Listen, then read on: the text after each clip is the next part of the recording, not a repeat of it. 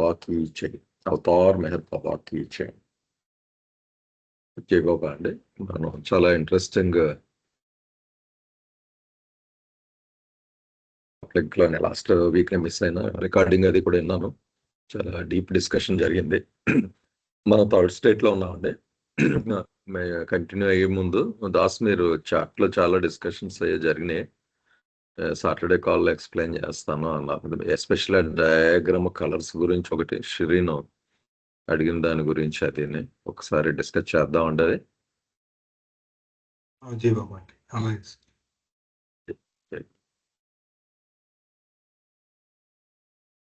అంటే షిరీన్ దానికి ఆన్సర్ ఆ రోజు గ్రూప్ లోనే ఇవ్వడం జరిగిందండి. ఒకసారి అది డిస్కస్ చేద్దాం అంటారా? అదే అంటే మీరు కళ్యాణ్ దానికి అన్నారు సాటర్డే కాల్లో డిస్కస్ చేద్దాం అంటే ఇంప్రెషన్స్ అన్నవి ఏ పర్స్పెక్టివ్ లో మనం వచ్చాము అన్నది మీరు ఏదో అదే క్లియర్ గానే రాశారు అక్కడ. అవును సార్. సో ఆ రోజు చెప్పండి. డయాగ్రామ్ ఓ దగ్గర పెట్టి వెళ్దామండి. అదే కలర్స్ గురించి కదా డిస్కషన్, ఇంప్రెషన్స్, కాన్షియస్నెస్.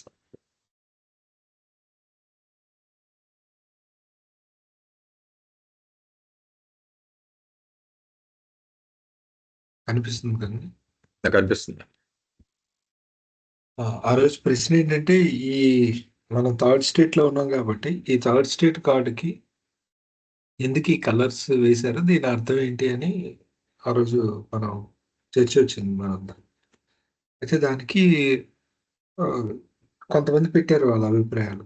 కళ్యాణ్ గారు చాట్‌జీపీటీని అడిగి ఏదో పెట్టాను, ఇంకా రివ్యూ చేయాలి మనం ఒకసారి అని. తర్వాత లక్ష్మి గారని ఒక ఆవిడ పెట్టారు, ఒక ఈ లైన్స్ని ఇలా ఇంటర్ప్రిట్ చేయొచ్చు కదా, 3 బ్లాక్ లైన్స్ని ఈ ముగ్గురు త్రిమూర్తుల్ని రిప్రజెంట్ చేసే విధంగా ఉంది అని అనిపిస్తుంది అని ఇలా పెట్టారు. అయితే నేను నా అభిప్రాయం పెట్టాను అనమాట. ఈ బ్లూ అనేది కాన్షియస్నెస్ ని, రెడ్ అనేది సంస్కారస్ ని ఇండికేట్ చేస్తుందని. అలా పెడితే కళ్యాణ్ గారు సంస్కారస్ అనే వర్డ్ ఏమీ అందులో లేదు కదండి స్టేట్ 3లో అని అన్నారు. అవునంటే అక్కడ లేదు, మనం ఏ పారాగ్రాఫ్ గురించి అయితే మాట్లాడుతున్నాం ఆ పారాగ్రాఫ్ లో సంస్కారస్ అనేది లేదు, కానీ వేరే మిగిలిన అంటే అది గాడ్ స్పీక్స్ బుక్ లోనే 8th చాప్టర్ లోని తర్వాత మరికొన్ని చాప్టర్స్ లో చూసి వాటి రిఫరెన్స్ తో నేను పెట్టాను అని చెప్పాను అనమాట. అయితే అవి డిఫరెంట్ ప్లేసెస్ లో పేజెస్ లో ఉండడం వల్ల మళ్ళీ అవన్నీ కాపీ చేసి పెట్టి కనెక్ట్ చేయడం కొంచెం రైటింగ్ లో కష్టం. నేను డైరెక్ట్ కాల్లోనే మాట్లాడతాను. అది కాంటాక్ట్ జరిగింది. అయితే మీరు అన్నదాన్ని బట్టి కలర్ కోడింగ్ కూడా బాబా వాడిన దానికి సరిపోయింది, మిగిలిన చోట్ల వాడింది అంతేనా? నార్మల్ గా రెడ్ అన్నది ఇది లాజికల్ డెరివేషన్ తప్పిస్తే దీనికి ఎగ్జాక్ట్ గా ఇది ఇదే అని ఎక్కడ రాసలేదు. అంటే అవి చదివి ఈ డయాగ్రామ్ చూసిన తర్వాత బహుశా ఇది అయ్యి ఉండొచ్చు అనేది నా అభిప్రాయం. అది ఇదంతా మన గెస్ వర్కే కదండి, ఖచ్చితంగా ఇది అని చెప్పలేం. అయితే దానికి సపోర్టింగ్ పాయింట్స్ ఏంటనేది చూపిస్తాను కాల్లో అని చెప్పాను.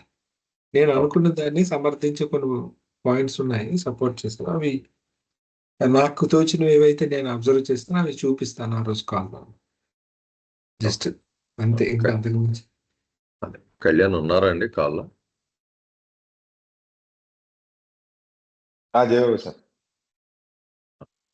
ఉన్నాను సార్, ఉన్నాను. అదే కదా సార్ కళ్యాణ్ గారు మన అండర్స్టాండింగ్. అవునండి, అవునండి. అయితే ఇప్పుడు దానికి ఒకసారి చూపిస్తానండి ఎక్కడెక్కడే ఉందని.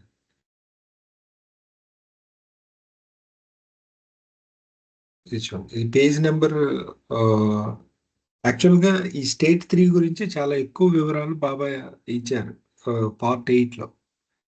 అంటే ఎవల్యూషన్ ఆఫ్ కాన్షియస్నెస్ అని ఏదైతే మన పార్ట్ 8 ఉందో అందులో చాలా 2-3 పేజెస్ మాట్లాడారు క్రియేటర్ గాడ్ గురించి, అంటే స్టేట్ 3 గురించి. ఇప్పుడు ఇది నేను హైలైట్ చేసిన ఈ పాయింట్ చూడండి, కనిపించట్లేదు మాకు.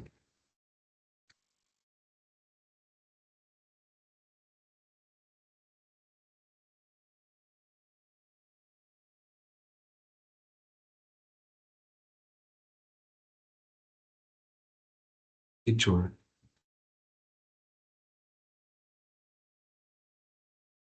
పేజీ నెంబర్ ఎంత అండి? పేజ్ నెంబర్ 95 అండి. ఓకే. గాడ్ స్పీక్స్ బుక్ ఉంటే ఒకసారి మీ దగ్గర ఫిజికల్ బుక్ చూడండి. పేజ్ నెంబర్ 95లో మనకి దాని గురించి ఇక్కడ మాట్లాడారు. ఏం చెప్తున్నారంటే ఇది చూడండి.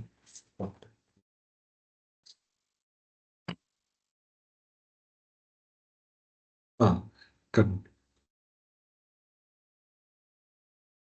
సో టు అంటే మ్యాన్లో ఉండేటువంటి డీప్ స్లీప్, డ్రీమ్, అవేక్ స్టేట్లని కంపేర్ చేస్తూ ఉన్నారు. గాడ్ కూడా అవి ఎలా ఉంటాయని మ్యాన్ గురించి చెప్తే ఇక్కడ చెప్తున్నారు. So to it is the case with God in the godly state అని చెప్తే ఇక్కడ నుండి before completely waking up from his original divine sound sleep state, God necessarily experiences the divine semi-conscious state, which is the divine dream state or the creator state. So మనిషికి ఎలా అయితే 3 స్థితులు ఉంటాయి, భగవంతుడికి కూడా 3 స్థితులు ఉంటాయి. దాన్ని డివైన్ డ్రీమ్ స్టేట్, ఫస్ట్ దాన్ని divine deep sound sleep state అని, రెండవది డివైన్ డ్రీమ్ స్టేట్ అని, మూడవదని డివైన్ అవేక్ స్టేట్ అని అంటాం. సో ఈ డివైన్ డ్రీమ్ స్టేట్నే కాన్షియస్నెస్ టర్మ్స్లో చెప్పాలంటే దాన్ని, అంటే స్టేట్స్లో చెప్పాలంటే సెమీ కాన్షియస్ స్టేట్ అని అంటారు. ఎందుకంటే పూర్తిగా మెలకు వచ్చేస్తే దాన్ని conscious state or awake state అంటాం. అది కలలో ఉన్నప్పుడు దాన్ని సెమీ కాన్షియస్ స్టేట్ అంటాం. అదే ఇక్కడ రాశారు అని చెప్తూ కంటిన్యూ చేస్తూ the original Vim, the original infinite Vim as the cause manifested the first trickle of most finite consciousness in God. ఇది మనం సెకండ్ చాప్టర్లో చదువుకున్నది. సెకండ్ చాప్టర్లో మీరు కాబట్టి పేజ్ నెంబర్ 9లో చూస్తే మనకి క్లియర్గా రాసి ఉంటుంది ఇనీషియల్ ఎర్జ్ అని. అందులో అసలు ఫస్ట్ కాన్షియస్నెస్ ఎలా వచ్చింది ఏంటి అంటే, అది అవసరం అనుకుంటే చెప్తాను, లేకపోతే మనం చదివేసుకుందాం. సో విమ్ వచ్చిన వెంటనే ఆ విమ్ వల్ల ఈ ఫస్ట్ ట్రికిల్ ఆఫ్ కాన్షియస్నెస్, ఈ చైతన్య అనేది చైతన్య స్రావం అంటారు. ఈ చైతన్యం అనేది ఫస్ట్ అందులో మేనిఫెస్ట్ అయింది ఆ విమ్ వల్ల. The most finite consciousness made God now in a semi conscious state. అంటే ఇంకా ఎప్పుడైతే అది వచ్చిందో అతను సెమీ కాన్షియస్ స్టేట్లోకి వచ్చాడు, అంటే డ్రీమ్ స్టార్ట్ అయిపోయింది. Experience through, so the most finite consciousness made God experience through sub consciousness the most finite impressions of the latent nothing which was also manifested as the nothingness. So ఈ consciousness ఏదైతే గాడ్కి వచ్చిందో ఆ consciousness ఈ most finite impression అనేది ఏదైతే వచ్చిందో దాన్ని అనుభవించేలా చేసింది. ఇది ఎలా వచ్చింది, దీని హిస్టరీ అక్కడ పేజ్ నెంబర్ 9లో ఉంది. అసలు ఈ ఫస్ట్ ఇంప్రెషన్ ఎందుకు వచ్చింది అంటే ఈ విమ్ము రావడం వల్ల. విమ్ము అంటే ఒక హుయమై అనే ప్రశ్న రూపంలో ఒక విమ్ అనేది వచ్చింది, ఒక అర్జు రూపంలో విమ్ వచ్చింది. అంటే ఏమని వచ్చింది అంటే నేను ఎవరు అని తెలుసుకోవాలని ఒక అర్జు రూపంలో విమ్ వచ్చింది. అది ఒక ఇంప్రెషన్ని క్రియేట్ చేసింది. ఆ ఇంప్రెషన్ వల్ల ఒక ఎక్స్పీరియన్స్ వచ్చింది. ఆ ఎక్స్పీరియన్స్ దీనికి ఒక షాక్ని క్రియేట్ చేసింది. ఆ షాక్ వల్ల ఈ ఫస్ట్ కాన్షియస్నెస్ వచ్చింది. ఈ ఫస్ట్ కాన్షియస్నెస్ మళ్ళీ అదే ఇంప్రెషన్ మీద అనుభవించడానికి ప్రయత్నం చేసింది. సో ఈ ఫ్లో అంతా మనకి సెకండ్ చాప్టర్ పేజ్ నెంబర్ 9లో ఉంది, మీరు చదువుకోవచ్చు అందులో. సో ఇక్కడ సింపుల్గా కాన్సెప్ట్ ఏంటంటే డీప్ స్లీప్లో ఉండే గాడికి విమ్ రావడం వల్ల ఆ విమ్ములోండి ఈ కాన్షియస్నెస్ అనేది ఈ సంస్కారాన్ని అనుభవించడంలో ఈ క్రియేషన్ అంతా ఫామ్ అయింది అనేది ఈ లైన్లో చెప్తున్నారు. సో ఇక్కడ నుండి మనం ఇంప్రెషన్ అనే మాట తీసుకోవడం జరిగిందండి కళ్యాణ్ గారు. ఓకే. ఓకే. ఇక్కడ నుండి గ్రాడ్యువల్ గా ఏం జరిగింది అనే దానికి మళ్ళీ ఇంకో పేజీలోకి మనం వెళ్ళాం అనుకోండి. అంటే చాలా ఉంది, నేను కొంచెం ఇంపార్టెంట్ హైలైట్ చేశాను. అయితే ఒక ఇంప్రెషన్ వచ్చింది, దాన్ని అనుభవించిన తర్వాత ఏం జరుగుతుంది అనేది ఇక్కడ పేజ్ నెంబర్ ఇక్కడ ఉంది 109లోకి మీరు వెళ్తే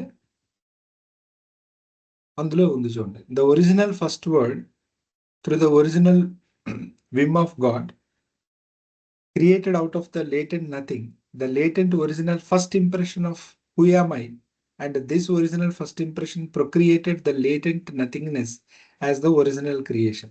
ఎప్పుడైతే ఫస్ట్ ఇంప్రెషన్ వచ్చిందో ఆ ఫస్ట్ ఇంప్రెషన్తోనే క్రియేషన్ అనేది మనకి సింపుల్గా ఊహించుకోవాలంటే ఆ ప్రొజెక్టర్ మీద ఫిల్మ్ అనేది అంటే ఇమేజ్ అనేది పడింది మొదటి ఫిల్మ్ పెట్టగానే.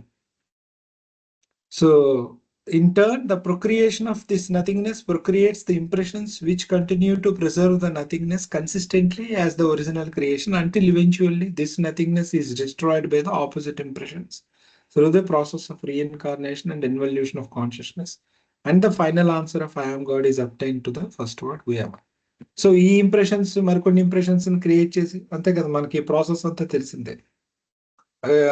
ఈ కాన్షియస్నెస్ ఈ ఇంప్రెషన్ అనుభవించడానికి ఒక మీడియం తీసుకుంటుంది. ఆ మీడియం అంటే రూపం. ఆ రూపంతో కలిసినప్పుడు ఈ సంస్కారాన్ని అనుభవిస్తుంది. మళ్ళీ ఇవి మరికొన్ని సంస్కారాన్ని సృష్టిస్తాయి. ఆ సంస్కారాలు అనుభవించేటప్పుడు అవి కొన్ని సృష్టిస్తాయి. ఇలా ఈ సంస్కారాల పరంపర సృష్టింపబడుతూ ఉంటుంది. ఈ సంస్కారాలను అనుభవించే ప్రాసెస్లో మనకి కాన్షియస్నెస్ కూడా ఎదుగుతూ పెరుగుతూ వస్తుంది. ఇది జనరల్గా మన క్రియేషన్లో జరిగేది. సో సంస్కారాస్ అనేవి చైతన్యం యొక్క ఎదుగుదలకి దోహదపడుతున్నాయి కాబట్టి, హెల్ప్ చేస్తున్నాయి కాబట్టి వాటిని సంస్కరించేవి అనే పేరు కూడా అలాగే వచ్చింది మనకు. సో ఓవరాల్ గా the whole creation is nothing but the interplay of consciousness and sanskaras.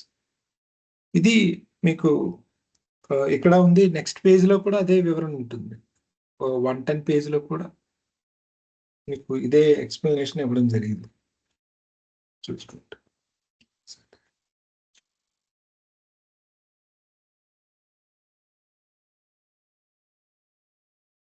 అయితే లక్ష్మణ్ ఒక క్వశ్చన్ అండి. ఇప్పుడు మనం స్టేట్ 3 కాంటెక్స్ట్ లో డిస్కస్ చేసుకుంటున్నాం కదా. So state 3 God as emanator, sustainer and destroyer.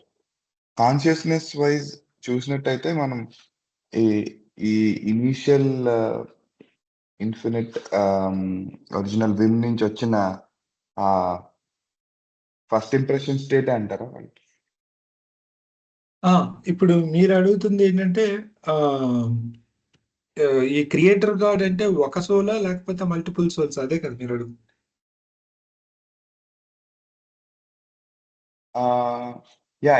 అక్కడి నుంచి క్రియేషన్ మొదలైందని తెలుస్తుంది. కాకపోతే ఈ మామూలుగా ఈ బ్రహ్మ, విష్ణు, మహేష్ అంటే వాళ్ళ ఆ స్టేట్ ఆఫ్ కాన్షియస్నెస్ మనం ఇక్కడ చూసినట్టయితే consciousness is most finite consciousness కింద చెప్పుకుంటున్నాం కదా. అంటే ఆ పాయింట్ ఇక్కడ ఉందండి, ఒకసారి చూడండి. నెక్స్ట్ డౌట్ ఏంటి, ఫస్ట్ మనకి ఇంప్రెషన్స్ వచ్చాయని వచ్చింది, తర్వాత ఇంప్రెషన్స్ మళ్ళీ మరికొన్ని ఇంప్రెషన్స్ క్రియేట్ చేస్తాయని వచ్చింది. ఇదంతా క్రియేటర్ గాడ్ గురించి మనం చూసాం కదా. ఇప్పుడు ఇది పేజ్ నెంబర్ 111 లో మీరు చూడండి. పేజ్ నెంబర్ 111 లో ఇక్కడ ఏం రాసిందో చూడండి. అసలు ఎవరు ఈ క్రియేటర్ గాడ్ అనేది క్లియర్ గా చెప్పారు. It is that the triune attributes of God, as God the creator, God the preserver and God the destroyer, Brahma, Vishnu, Mahesh అనేది assert independently as well as simultaneously in all things. ఇది highlight point.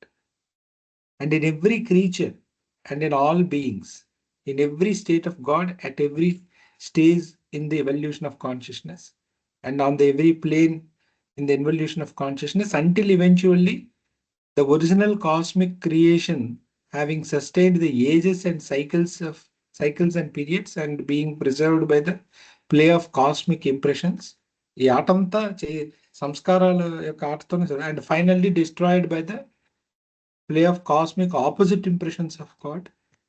దాన్ని okay మహాప్రళయ అన్నారు పక్కన. So ఈ creation ఎలా జరుగుతుందో it is all interplay of cosmic impressions అని చెప్పారు. అయితే ఈశ్వరుడు అంటే ఎవరు అనేది ఇక్కడ చాలా క్లియర్ గా డిఫైన్ చేశారు. విమ్ వచ్చేటప్పుడు స్టేట్ 2A అంటే మనకు తెలుసు కాబట్టి పదాలు వాడుతుంది. స్టేట్ 2A తనకి అన్కాన్షియస్ స్టేట్ కాబట్టి ఈ విమ్ వల్ల వచ్చినటువంటి ప్రశ్నని ఆన్సర్ చేయలేనప్పుడు ఆ అన్కాన్షియస్ గాడ్ ఎవరైతే ఉన్నారో 2A అతను మోస్ట్ ఫైనైట్ ఎవ్రీథింగ్ గా విడిపోయాడు. వాటిని మనం డ్రాప్ సోల్స్ అని అంటున్నాం సింపుల్ గా. ఎవ్రీథింగ్ అనేది మోస్ట్ ఫైనైట్ ఎవ్రీథింగ్స్ గా విడిపోవడం జరిగింది. ఇది మళ్ళీ ఇమాజినేషన్ లోని, మళ్ళీ విడిపోయినట్టు నిజంగా కాదు, మనం ఊహించుకోవడం. అలా అయిపోయిన ప్రతి మోస్ట్ ఫైనైట్ ఎవ్రీథింగ్ ని డ్రాప్ అని చెప్పారు. టోటల్ గా ఎవ్రీథింగ్ ని వాషన్ అన్నారు. ఇప్పుడు ప్రతి డ్రాప్ కూడా ఆ హూయామై అనే క్వశ్చన్ పాస్ అయ్యి ప్రతి డ్రాప్ నేను ఎవరు అనే ప్రశ్నించుకుంటూ ఈ ఓమ్ పాయింట్ ద్వారా ఈ డ్రీమ్ లోకి వస్తున్నాయి. So Om point is allowing every soul to experience the dream కాబట్టి ప్రతి డ్రాప్ సోల్ వెనకతలే ఈ ఈశ్వరుడు ఉన్నాడు. అంటే ఆ గాడ్ తాలకి థర్డ్ స్టేట్ అనేది ఎవ్రీ డ్రాప్ సోల్ తాలూకా వెనకతల ఉంది. అదే ఇక్కడ చెప్తున్నాడు. అతని తాలూకా అసర్షన్ ఎలా ఉందంటే ఈ క్రియేటర్ గా asset independently as well as simultaneously in all things, in every creature, in all beings, in every state of God, at every stage. Evolution లో ఉన్న సేల్స్ ఈశ్వర రూపాలే, రీఇన్కార్నేషన్ లో ఉన్న సోల్స్ ఈశ్వర రూపాలే. ఇక్కడ ఈశ్వర్ అంటే స్టేట్ 3 గాడ్. అలాగే ఇన్వల్యూషన్ లో ఉన్నవి ఇంకా ప్రతిదీ కూడా ఆయన వీటన్నిటి ద్వారా ప్యారలల్లీ ఎక్స్పీరియన్స్ చేస్తున్నాడు. ఎందుకంటే కొన్ని సోల్స్ ద్వారా ఉన్న ఈశ్వరుడికి ఏంచి కాన్షియస్నెస్ డెవలప్ అవుతుంది, కొన్ని సోల్స్కి ఆల్రెడీ రీఇన్కార్నేషన్లో ఉన్న వాటికి డెవలప్ అయిపోయి సంస్కారాల యొక్క లిమిటెడ్నెస్తో బాధపడుతున్నారు హ్యూమన్ బీయింగ్స్ అందరూ. అంటే బంధిస్తూ ఉన్నాయి, పూర్తిగా చైతన్యం ఉన్నా కూడా ఐఆమ్ గాడ్ అనే స్టేట్ని ఎక్స్పీరియన్స్ చేయట్లేదు. మరికొన్ని ఇన్వల్యూషన్లో ఉన్న ఆ సంస్కారాల భారాన్ని తగ్గించుకున్న ప్రాసెస్లో మరికొన్ని ఉన్నాయి. బట్ వీటన్నిటి ద్వారా ఎక్స్ప్రెస్ అవుతుంది ఈశ్వరుడే అవుతున్నాడు. రకరకాల స్థితుల్లో ఉన్నాడు ఈశ్వరుడు. అలా చూడాలి ఈ స్టేట్ని. అయితే వీటిని మేనేజ్ చేయడం అనేది కొన్ని ఆర్కేంజల్స్ ద్వారా హ్యాపెన్ అవుతుంది. అది మనం ఇంతకు ముందు మాట్లాడుకున్నాం. ఆర్కేంజల్స్ ఉంటారు, వాళ్ళు ఇవన్నీ మేనేజ్ చేస్తారు. దాస్ జస్ట్ అంటే ఆ డౌట్ ఎప్పుడు ఉందని నాకు. అంటే మీరు చెప్పిన దాన్ని బట్టి ఇక్కడ కాస్మిక్ క్రియేషన్ అని వర్డ్ వాడారు. అట్ ద సేమ్ టైం మీరు ఎక్స్ప్లెయిన్ చేసిన దాన్ని బట్టి ఏ స్టేట్ నుంచి వచ్చే ఆ బబుల్ 1 పాయింట్ ద్వారా వస్తుంది అన్నది నాకు ఆ డిఫరెన్షియేషన్ ఎప్పుడు ఇబ్బంది వస్తుంది అంటే universality of God in the creation, universal mind ఈ టర్మ్స్ వాడతాం కదా, విశ్వాత్మకమైన తెలుగులో అంటాం. అంటే ఈ థర్డ్ స్టేట్ అన్నది ఒక్కోసారి నాకు బబుల్ ఎక్స్పీరియన్స్ అనిపిస్తుంది. కానీ ఇప్పుడు ఇచ్చిన ఎక్స్ప్లెనేషన్ చూడండి, అన్ని బీయింగ్స్ లోనూ ఉన్నట్టు అది ఒక సింగిల్ సూపర్ సెట్ లాగా ఎక్స్ప్లెనేషన్ ఉంది కదా, అన్ని జీవరాశుల్లోనే అన్నిటిలోనే ఉంటుంది అని. కానీ ఒకసారి ఒక సింగిల్ బబుల్ గానే I created my own dream and I have become a creator, destroyer and sustainer, single bubble గా కూడా నాకు కదా. అది ఈ చార్ట్ పాయింట్ ఆఫ్ వ్యూలో చూసేటప్పుడు ఎక్కడ యూనివర్సాలిటీ అప్లై అవుతుంది, లేకపోతే బబుల్కే యూనివర్సాలిటీ ఉంటుందా,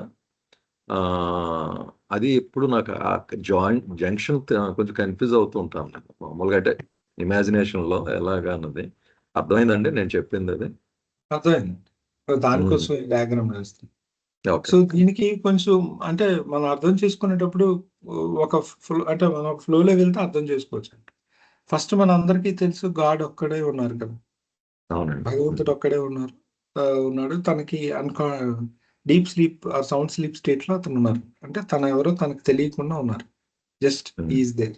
ఇది original most original state of God. దీన్ని మనం స్టేట్ 1 అంటున్నాం కదా. అవును. ఈ స్టేట్ 1లో ఇలా ఉంటుండగా కొంతకాలం, జస్ట్ మనం మా కథ కోసం అలా చెప్తున్నాం, కొంతకాలం అయ్యేసరికి అతనికి ఒక విమ్ అనేది వచ్చింది కదా. ఆ విమ్ అనేది వచ్చే అవకాశం ఉన్నప్పటి నుండి అతని స్థితి మారింది. మనం దాన్ని స్టేట్ 2 అనుకుంటున్నాం. అంటే ఇంకా త్వరలో విమ్ రాబోతుంది అనే దగ్గర నుండి స్టేట్ 2 అని అనుకుంటున్నాం. అలా వచ్చే అవకాశం ఉన్నప్పటి నుండి అలా చూసుకుంటూ కొన్ని రోజులకి ఆ విమ్ వచ్చింది. ఆ విమ్ ఎక్కడొచ్చింది? ఒక పాయింట్లో వచ్చింది విమ్. ఇప్పుడు మీరు ఒక రూమ్ అంతా, మనం ఉన్న రూమ్ అంతా గాడ్ అనుకోండి. రూమ్లో ఈ స్పేస్లో 3 డైమెన్షనల్ స్పేస్లో ఏదో ఒక పాయింట్ లో విమ్ వచ్చింది అనుకోండి ప్రస్తుతానికి. ఇక్కడ నేను డయాగ్రామ్ లో వేయలేను కాబట్టి 3D 2Dలోనే మీరు ఊహించుకోండి. ఇక్కడ ఒక పాయింట్ లో అక్కడ విమ్ వచ్చింది, లెట్స్ ఈ పాయింట్ పాయింట్ అనుకోండి, మరి పెద్దది వేసాను. సో ఇలాంటి అయితే విమ్ము ఏ పాయింట్ లో వచ్చిందో, ఈ పాయింట్స్, ఇలాంటి పాయింట్స్ చాలా ఉంటాయి ఇందులోని. ఇవన్నీ పాయింట్సే. ఇప్పుడు నేను కొంచెం పెద్దది వేస్తున్నా అనుకుంటే ఇవన్నీ కూడా పాయింట్సే కదా. బికాజ్ ఇన్ఫినిట్యూడ్ అని ఎక్స్ప్లెయిన్ చేశారు కదా. అయితే ఇదంతా ఇది ఇన్ఫినిట్ ఎవ్రీథింగ్ కాబట్టి ఆ ఎవ్రీథింగ్ అనేది, ఎవ్రీథింగ్ లో ఉండే పాయింట్స్ కూడా ఇన్ఫినిట్ పాయింట్స్ ఉంటాయి కదా. దాన్నే మోస్ట్ ఫైనైట్ ఎవ్రీథింగ్ అని బాబా వాడారు. ఈ పాయింట్ కి బాబా పెట్టిన పేరు most finite everything, technical name. కానీ దీన్ని అంతటిని మీరు ఓషన్గా అనుకుంటే, భగవంతుని అంతటిని ఒక మహాసముద్రంగా ఊహించుకుంటే, ప్రతి బిందువు కూడా ఒక ఈ మోస్ట్ ఫైనైట్ ఎవ్రీథింగ్ గా అనుకోవచ్చు. బాబాయ్ ఎగ్జాంపుల్ ఇచ్చింది, భగవంతుని ఓషన్ అనుకుంటే ఓషన్ లో ఉండే ప్రతి బిందువుని మోస్ట్ ఫైనైట్ ఎవ్రీథింగ్ అనుకోండి అని చెప్పారు. సో దట్ మనకి ఇమాజినేషన్ ఈజీ అవుతుంది. సో అలాగా ఒక డ్రాప్ సోల్లోనే ఒక డ్రాప్ సోల్ దగ్గరే ఈ విమ్ అనేది రావడం జరిగింది. అంటే ఇంకా మనం పచ్చిగా మాట్లాడితే ఆ ఓహో! Most okay. ఫైనైట్ ఎవ్రీథింగ్ దగ్గర అక్కడే మనం డ్రాప్ లెవెల్‌లో వచ్చినట్టుగా విమ్. విమ్ వచ్చింది అయితే ఒక మోస్ట్ ఫైనైట్ పాయింట్ దగ్గర వచ్చింది విమ్. ఆ మోస్ట్ హ్మ్. ఫైనైట్ పాయింట్ అనేది most finite everything. That most finite everything is nothing but a drop soul in the okay. Ocean. అయితే ఇప్పుడు ఇక్కడ పెద్ద సీక్రెట్ ఏంటంటే ఒక పాయింట్ దగ్గరే విమ్ వచ్చింది. ఫస్ట్ ఇక్కడ వచ్చింది విమ్ చూడండి. హ్మ్. హ్మ్. వచ్చిన తర్వాత దీని ఇంపాక్ట్ అనేది మిగిలిన అంటే ఇప్పుడు సపోజ్ ఇందులో ఇప్పుడు నేను మాట్లాడుతుంది ఓన్లీ 2A గురించే మాట్లాడుతున్నాను. మళ్ళీ 2B తీసుకురాకండి, కన్ఫ్యూజ్ అయిపోతాం. అవును. ఓకే. ఈ అవును. విమ్ రాగానే 2 స్టేట్స్ ఫార్మ్ అయ్యాయి. ఆ బిని ప్రస్తుతాన్ని ప్రక్కన పెట్టి 2A గురించి మనం తీసుకుంటే ఈ విమ్ రావడం వల్ల ఈ 2A అంటే ఏంటి, అన్కాన్షియస్ స్టేట్ లో కదా గాడ్ ఉన్నారు ఒరిజినల్ గా. ఏమీ తెలియదు అవును. అతనికి. Deep sleep and unconscious state లో ఉన్న గాడ్ ని ఈ క్వశ్చన్ అనేది డిస్టర్బ్ చేయడం వల్ల అనేక ఫైనైట్ ఎవ్రీథింగ్స్ ఏర్పడ్డాయి. అంటే ఫస్ట్ మేనిఫెస్ట్ ఇది అయింది, తర్వాత మిగిలిన ఫైనైట్ ఎవ్రీథింగ్స్ అన్ని ఫామ్ అయ్యాయి. Okay sir, okay. అర్థమైంది ఇది అక్కడ. క్లియర్ కదా. ఇలాగా హ్మ్. ఎన్ని ఫామ్ అయ్యాయంటే ఇన్ఫినిట్ ఫామ్ అయ్యాయి. ఇప్పుడు మళ్ళీ ఈ ఇన్ఫినిట్ ఇది ఉంటుంది అక్కడ. ఓకే. అయితే ఇప్పుడు ఈ ప్రతి పాయింట్ కూడా ఈ ప్రశ్న మరి వెళ్ళి తాకింది కదా వాటిని. అదే డిస్టర్బెన్స్, అదే ఇక్కడ జరిగిన వైబ్రేట్ వైబ్రేషన్ అవుతూ అనేది ఉంటుంది. క్రియేట్ అయింది. హ్మ్. హ్మ్. ఇప్పుడు ఈ ప్రతి దానికి ఆన్సర్ కావాలి. ఆన్సర్ కావాలంటే అవి డ్రీమ్ లోకి రావాలి. అంటే హ్మ్. కాన్షియస్నెస్ డెవలప్ కావాలి. ఆన్సర్ కావాలంటే ఇక్కడ హ్మ్. మెయిన్ హ్మ్. మనకు రిక్వైర్మెంట్ ఏంటంటే చైతన్యం కావాలి. చైతన్యం ఉంటే ఆన్సర్ వచ్చేస్తుంది. హుయామై అంటే హ్మ్. I'm God. ఇప్పుడు ఆ చైతన్యం పొందడానికి ఇవన్నీ జర్నీ చేయాల్సి, అంటే చైతన్యాన్ని పొందాల్సి ఉంటుంది. ఆ చైతన్యాన్ని పొందడమే జర్నీ అంటే. ద పర్పస్ ఆఫ్ హ్మ్. Whole creation is to gain the consciousness. హ్మ్. అయితే ఇప్పుడు వీటిని ఈ పాయింట్ అలౌ చేసింది వీటన్నిటిని తన ద్వారా ఈ డ్రీమ్ లోకి రావడానికి. యాక్చువల్ హ్మ్. డ్రీమ్ లో ఉండేది ఈ పాయింటే ఉంది డ్రీమ్ లో. ఇప్పుడు నేను ఇదంతా డ్రీమ్ అని మీరు అనుకుంటే ఈ హ్మ్. డ్రీమ్ లోకి ఈ ప్రతి సోలు ఈ through this point is entering in to this dream and అది హోమ్ కంప్లీటింగ్ ద పాయింట్‌గా మనం అనుకుంటాం. సేమ్ ఎక్కడైతే విమ్ వచ్చిందో ఆ విమ్ వచ్చిన పాయింట్ కూడా ఆ విమ్ వచ్చిన పాయింట్ నే హోమ్ పాయింట్ అని కూడా అంటున్నాను. అంటే హోమ్ అదే పాయింట్ రూట్ గనక అదే మనం రూట్ అలా కనుక తీసుకుంటాం. ఓకే. మన బుక్ లో కూడా హ్మ్. మీరు సెకండ్ చాప్టర్ చదివేటప్పుడు పేజ్ హ్మ్. నెంబర్ 9 లో మీకు హోమ్ పాయింట్ హెడ్డింగ్ పెట్టున్నప్పుడు మీరు చదవండి. అది హోమ్ పాయింట్ అంటే క్రియేషన్ పాయింట్ గా డిఫైన్ చేయలేదు బాబా. హ్మ్. విమ్ వచ్చిన పాయింట్ గానే డిఫైన్ చేశారు. హ్మ్. మీరు చదివితే అక్కడ లైన్ ఇలా ఉంది: the most finite point of manifestation of the latent first urge is called the home point అని ఉంటుంది పేజ్ నెంబర్ 9 లో హ్మ్. చూడండి. హ్మ్. ఎక్కడైతే లేటెంట్ ఫస్ట్ అర్జ్ మేనిఫెస్ట్ అయిందో that point is called home point అని ఉంటుంది. మనందరికీ హోమ్ పాయింట్ అంటే క్రియేషన్ పాయింట్ గా అనుకుంటాం.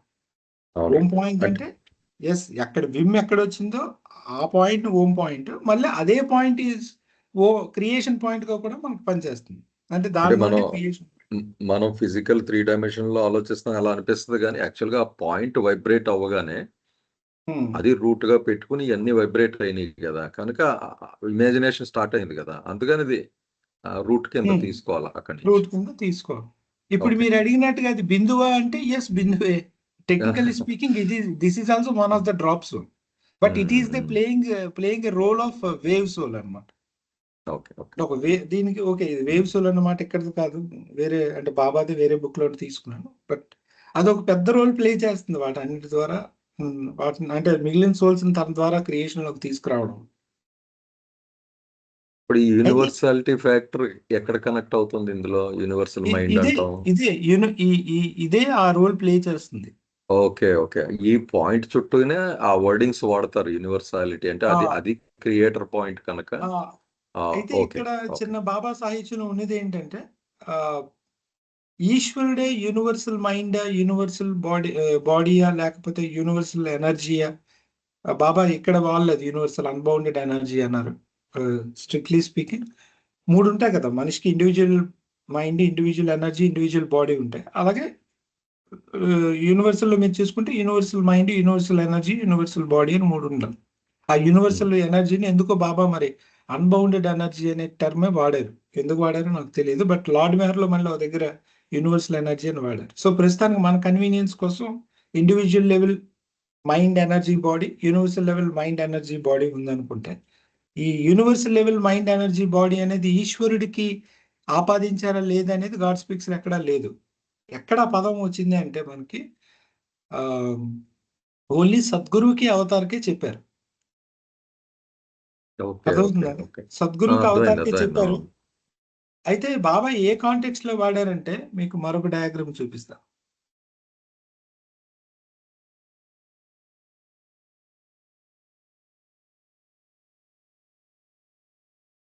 మనకి సప్లిమెంట్ లో ఒక పిక్చర్ ఉంది. అది దాని డివైన్ థీమ్ అని చెప్పి ఇక్కడ ఇచ్చారు. ఇది 226. చూడండి. ఇది చూడండి.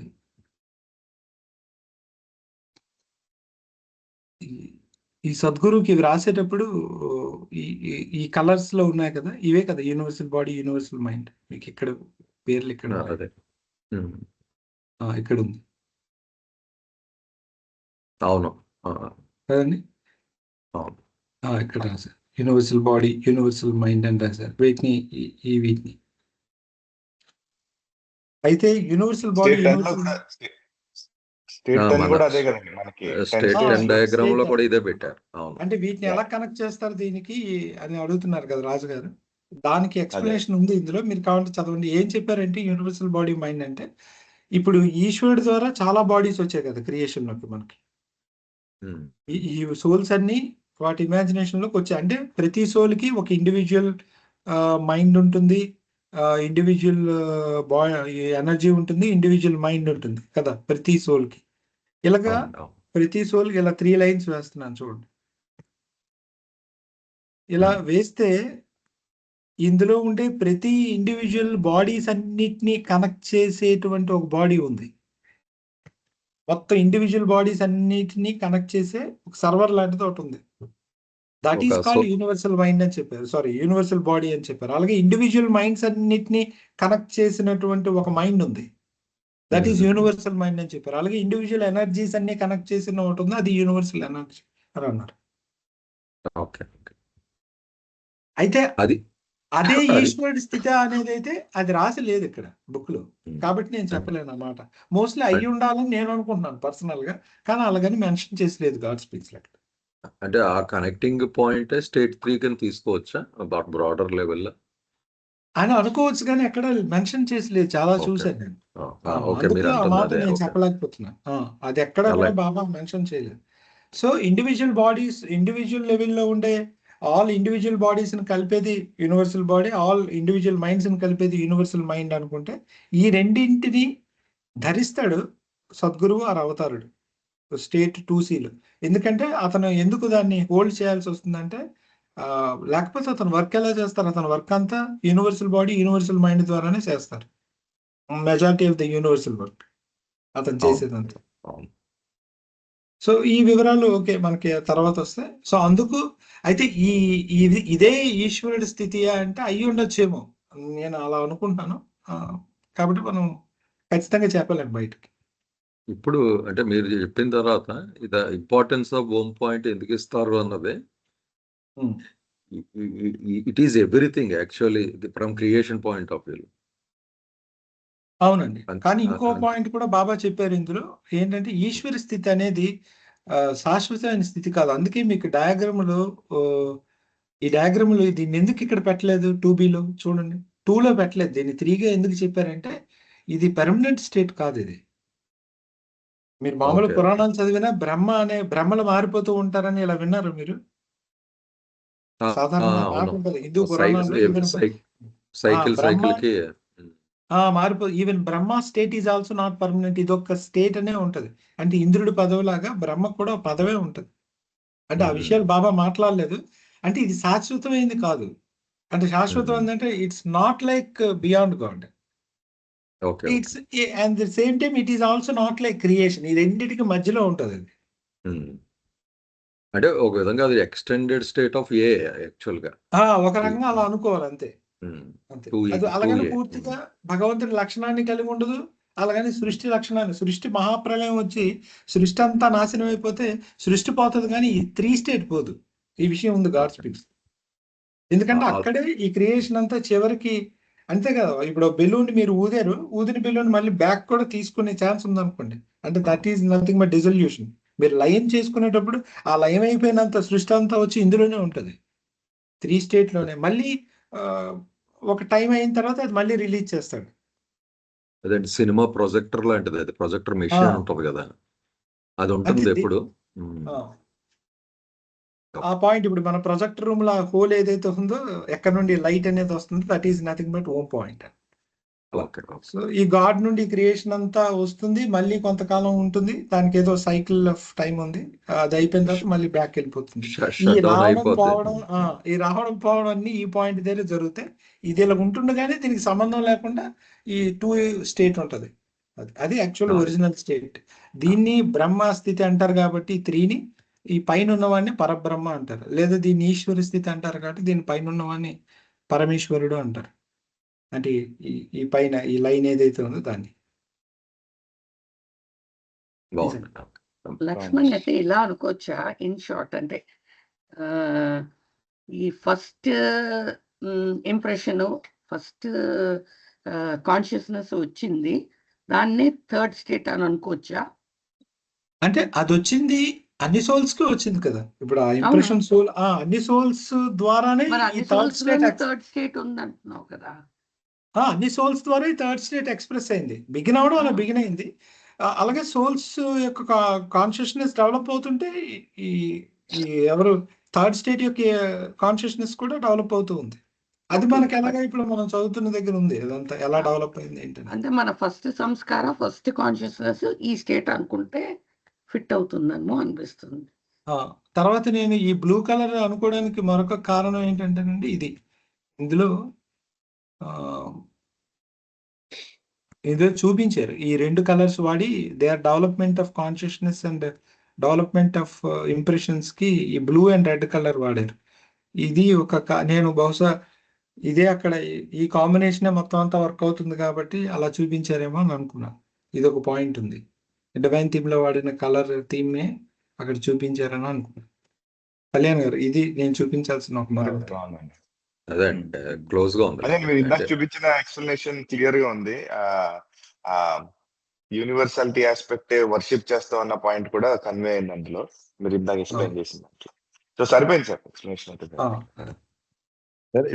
సార్ ఇప్పుడు ఈ ఇండియాలో ఇండివిజువల్ డ్రాప్ సోల్స్ కి అప్పుడే సంస్కారం వచ్చాయి కదా విమోచిన తర్వాత, అన్ని డ్రాప్ సోల్స్ కి. అవునండి, సంస్కారం అనేది 2A ఎప్పుడైతే విమ్ వచ్చినప్పుడు ఆ ఇండివిజువల్స్ అన్నిటికీ అన్ని డ్రాప్ సోర్స్ కి అప్పుడే సంస్కారం వచ్చింది అంటారా? అంటే ఆ ఫస్ట్ విమ్ వచ్చినప్పుడు వచ్చిన సంస్కారంతోనే వాటి జర్నీ మొదలైంది. ప్రతి డ్రాప్ సోల్కి ఆ అదే విమ్ అప్పుడు వచ్చింది కాబట్టి ప్రతి అన్ని డ్రాప్ సోల్ సంస్కారం అప్పుడే ఫామ్ అయింది, అప్పుడే అవును. స్టార్ట్ అయింది 2Aలోనే. అవునండి. పద్మిని గారు, మీరు అడిగిన దానికి చూడండి, ఇది ఇక్కడ ఉంది, పేజ్ నెంబర్ 80లో గ్రాడ్యువల్ గెయినింగ్ ఫుల్ కాన్షియస్నెస్ అని ఉందన్నమాట. God in the state of creator became entangled in the maze of most finite nothingness, found as infinite, stretched out, upheld through his own infinite triune nature. ఇది అర్థమైందండి పద్మిని గారు? అర్థమైందా? అతను అంటే full conscious ని gradual గా గెయిన్ చేస్తున్నాడు. ఎలా గెయిన్ చేస్తున్నాడు? ఇండివిజువల్ సోల్స్ గెయిన్ చేయడం ద్వారా ఇతను గెయిన్ చేస్తున్నాడు. ఎందుకంటే వాటన్నిటితో పాటు ఇతను ప్రయాణం చేస్తున్నాడు. అలా ప్రయాణం చేస్తే ఇండివిజువల్ సోల్స్ క్రియేషన్ లో ఎంటాంగిల్ అయిపోతుంటే వాటి ద్వారా ఇతనే ఎంటాంగిల్ అయిపోతున్నాడు. ఇప్పుడు నా ద్వారా ఈశ్వరుడు నేనున్న స్థితిలో ఎంటాంగిల్ అయ్యే ఉన్నాడు, మునిగిపోయి బంధింపబడి ఉన్నాడు. నేను ఎక్కడ ఏ ప్రపంచాన్ని నిజమని అనుకుంటున్నాను, ఏ ఎక్స్పీరియన్స్ నిజం అనుకుంటున్నాను, తద్వారా ఈశ్వరుడు కూడా నా ద్వారా అంటే స్టేట్ 3 కూడా బంధింపబడే ఉంది. అందుకే ఈశ్వరుడు అన్నిట్లోనే ఉంటాడని చెప్తాం కదా. అన్నిట్లోనే ఈశ్వరుడు ఉన్నాడంటే మన అందరి రూపాల్లో, అన్ని వస్తువుల్లో, అన్నింట్లో కూడా అతని ప్రెజెన్సే ఉంది. ఆ ఓం పాయింట్ స్థితిలో ఉన్న గాడ్ తలకు ప్రెజెన్స్ ఉందని. అందుకే మనం బ్యాక్ వెళ్ళేటప్పుడు త్రూ దట్ పాయింట్ వెళ్ళి మనం రియాలిటీలోకి వెళ్తాం, అంటే ఈ డ్రీమ్ లోని బయటపడతాం. ఒక విధంగా మీరు చెప్పేదాన్ని బట్టి it's super computer with infinite notes. మన అందరూ చిన్న చిన్న సిపిఈలు మన ద్వారా ఆయన ఎక్స్పీరియన్స్ అవుతారు. యాక్చువల్గా ఆయన ఎక్స్పీరియన్స్, కానీ మనం మన ఎక్స్పీరియన్స్ అని భ్రాంతి చెందుతాం ఎక్కువ actually. But is experiencing through us. మనం బాధపడితే ఆయన బాధపడినట్టే, మన ఆనందంగా ఉంటే ఆయన ఆనందంగా ఉన్నట్టే. అంతే కదండి? అవునండి, అవును అవును. అందుకే ఈశ్వరుడు స్థితి కూడా, అంటే ఈ స్టేట్ 3 స్థితి కూడా మాయలోనే ఉంది అని చెప్తారు. ఆ, మాయకు అతీతుడు కాదు ఈశ్వరుడు. బాబా ఇచ్చిన అవును. ఎగ్జాంపుల్ అయితే, ఒక కర్రకి అది ఒక ఇది మనకి లార్డ్ మెహర్ లో వస్తుంది. ఒక కర్రకి ఒక కేనికి కానీ మీరు వైర్ ఎలా చుడితే ఆ వైర్ అనేది మాయ అని చెప్పాడు బాబా, ఆ కర్ర అనేది ఈశ్వరుడు అని చెప్పాడు అనమాట, క్రియేటర్ గాడ్. అంటే మాయకి అతుక్కొని ఉంటాడు అతను ఎప్పుడు. అదే పరమాత్మని ఏమన్నాడంటే చెయ్యి అన్నాడు బాబా.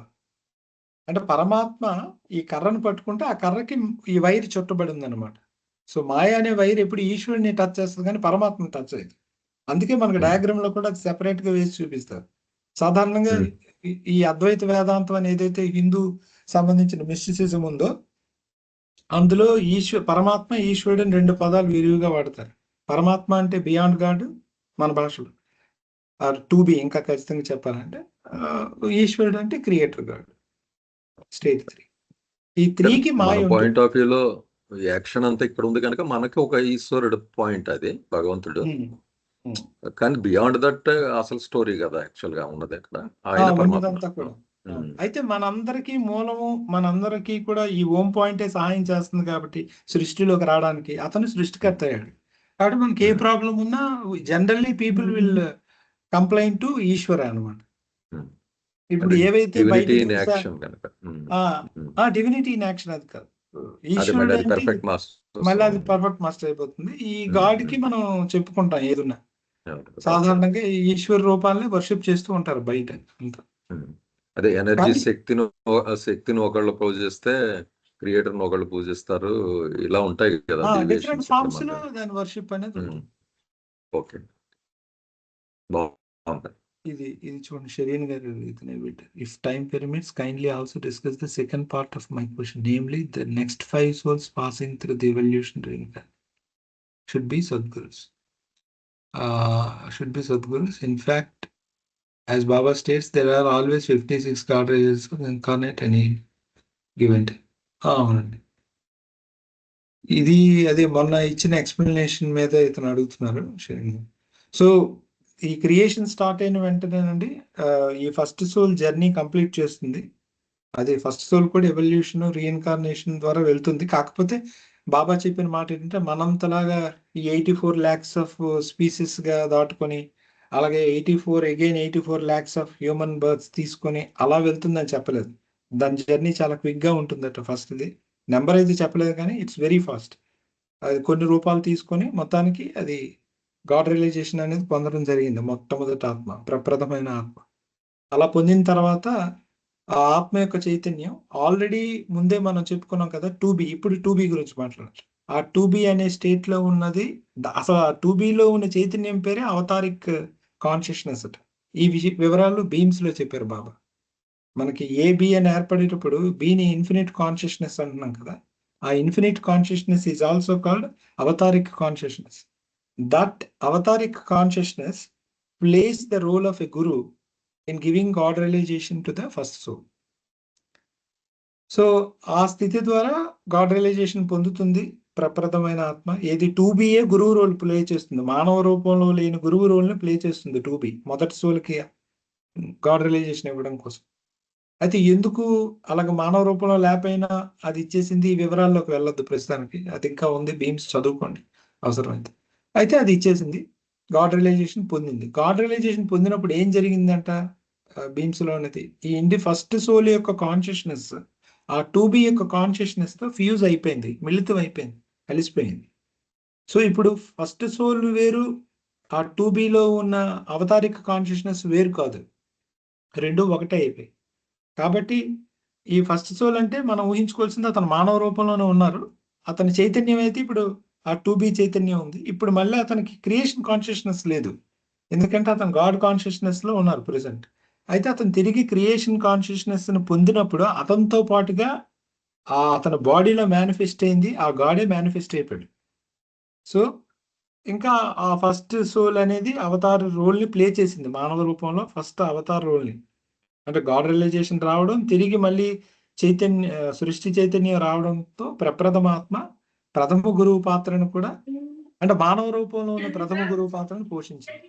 అందుకే ఆ ప్రప్రథమ ఆత్మని మనం ఆది గురువు, అదే ఆది సద్గురువు అని కూడా అంటారు. ఆది పురుషుడు, ఎలాగ అతనే ఫస్ట్ మ్యాన్ కాబట్టి ఆది పురుషుడు అంటాం. ఇలా చాలా పేర్లు ఉన్నాయి. అయితే ఇతని తర్వాత మరి ఇంకో విషయం ఏంటంటే, ఇతను వచ్చాడు భూమి మీద కంటే మిగతా మనుషులు లేరని కాదు. ఎందుకంటే ఓమ్ పాయింట్లో at a time infinite souls రావడం జరిగింది కాబట్టి వేరే సోల్స్ కూడా ఉండే ఉంటారు. అప్పటికి మానవ రూపంలో మరికొన్ని సోల్స్ ఎగ్జిస్ట్ అయ్యే ఉంటాయి. అయితే అందులో కొంతమందికి ఇతను గాడ్ రియలైజేషన్ ఇవ్వడం జరిగింది. ఇచ్చిన తర్వాత మరి అది ఎలా జరిగింది, ఆ ప్రాసెస్ ఎక్కడా లేవు ఆ డీటెయిల్స్.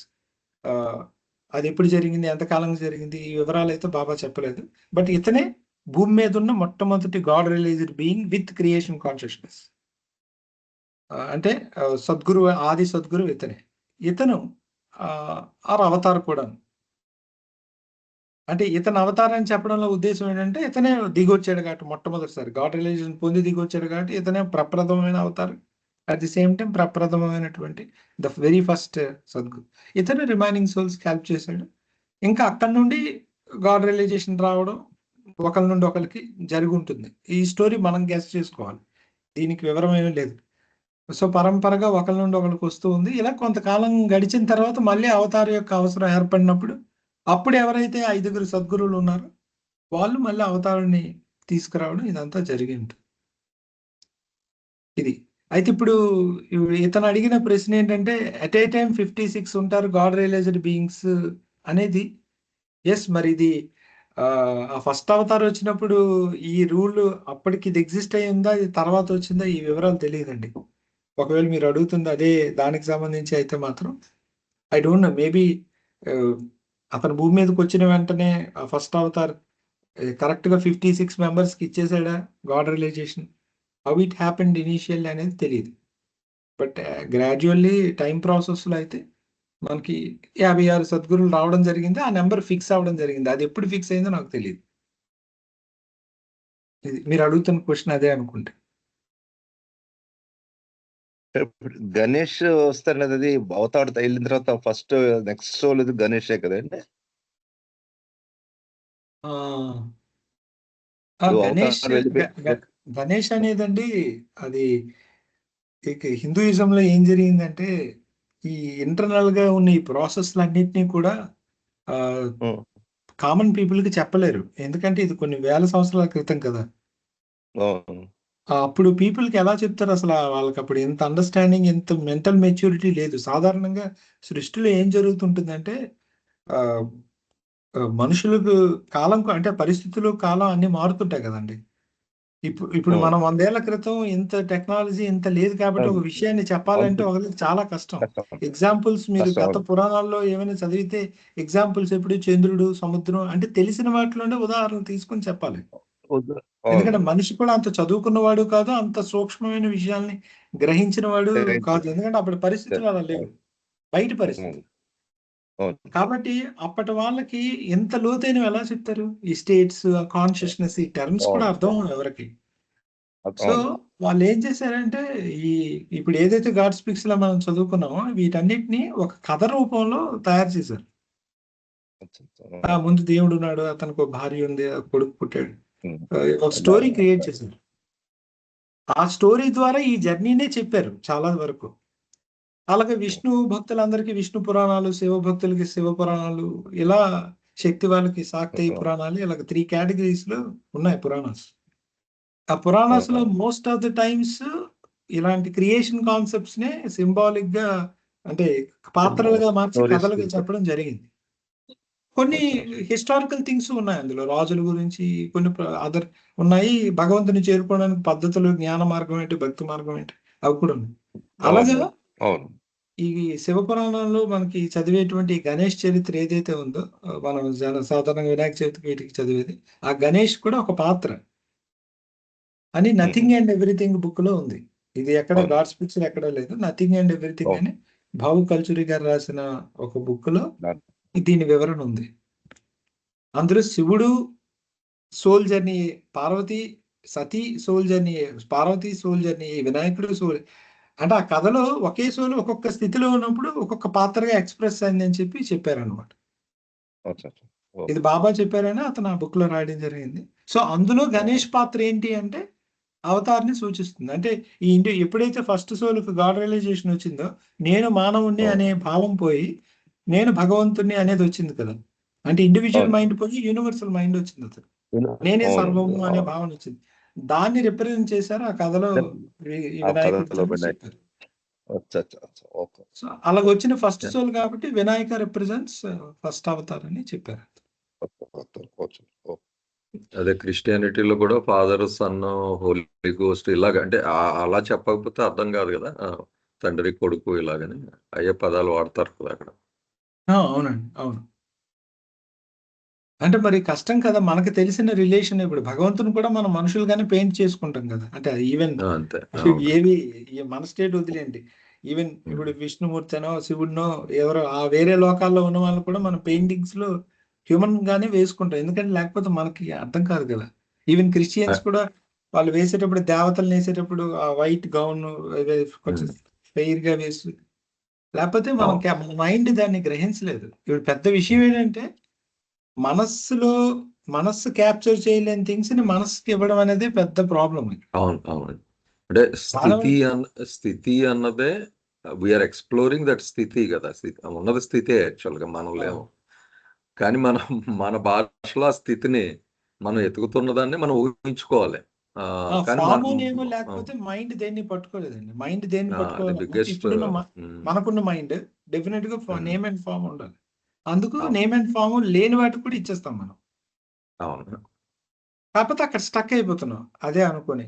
మళ్ళీ అర్థం చేసుకుంటే దాని నుండి బయటకు రావాలి. అదే అండి, అదే ఆశ్చర్యకరం. ఈ ఊహించుకున్న దానికి మళ్ళీ దాని గురించి కొట్టుకుంటాం. ఇది కరెక్ట్ అని, అది కరెక్ట్ అని, ఆ డెఫినేషన్ కరెక్ట్, ఈ డెఫినేషన్ కరెక్ట్ అని. అదే అన్ఇమాజినబుల్ అయ్యి అసలు. ఓకే అండి, చాలా డిస్కస్ చేస్తామండి. ఇంకా ఏమైనా ఉన్నాయండి లేదా ముందుకు వెళ్దాం? థ్యాంక్స్ దాస్. అంటే it's in fact Joy right explanation కానీ అంతానే, పార్టిసిపెంట్స్ కూడా. ఓకే. నాకు ఇక్కడ షరీన్ గారు అడిగిన దానికి ఆన్సర్ వచ్చిందా లేదా? Is he expecting anything else అంత కావాలి, అది వెయిట్ చేస్తాను. సరే అండి, ముందుకు వెళ్దామా?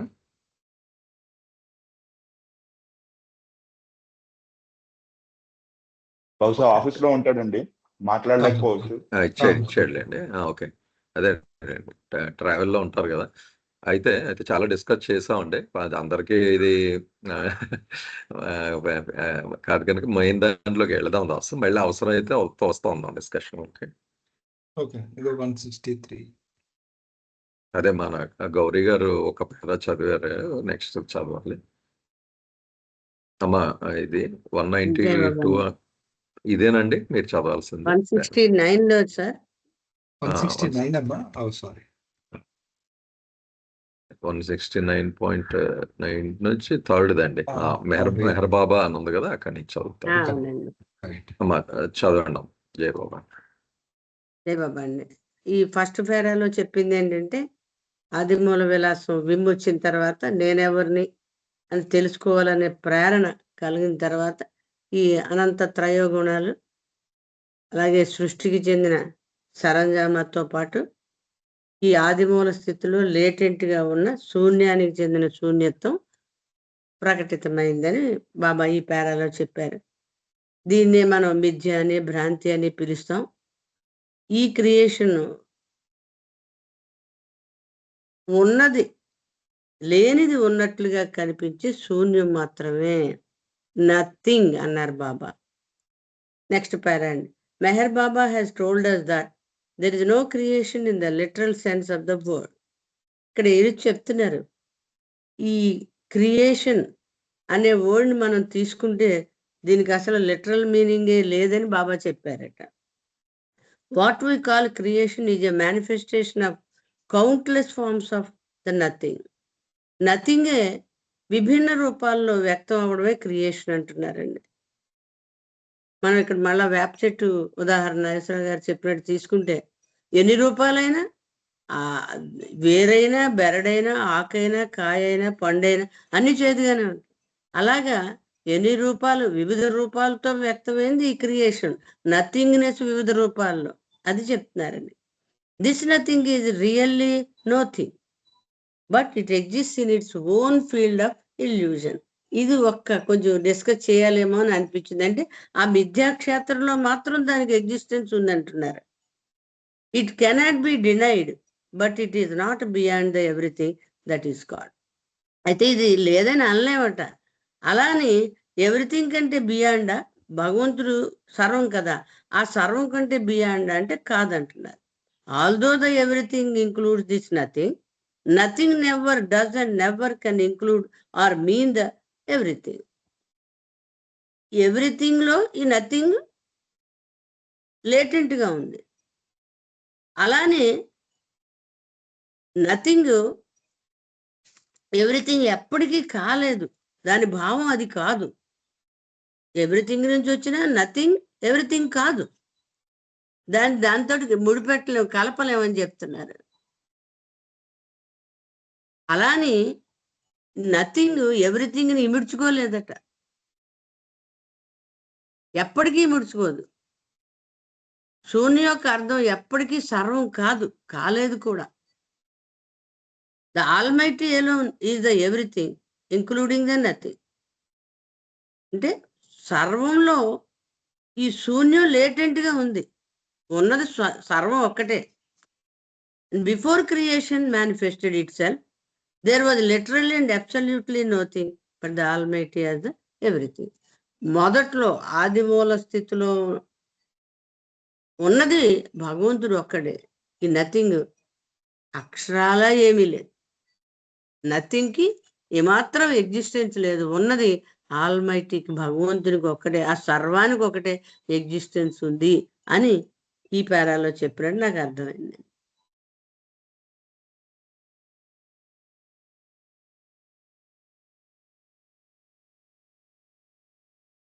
జయగోవా.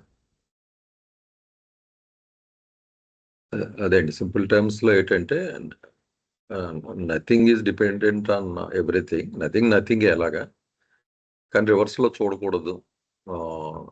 నథింగ్ ఎవ్రీథింగ్ అన్నటికీ కాజాలదు.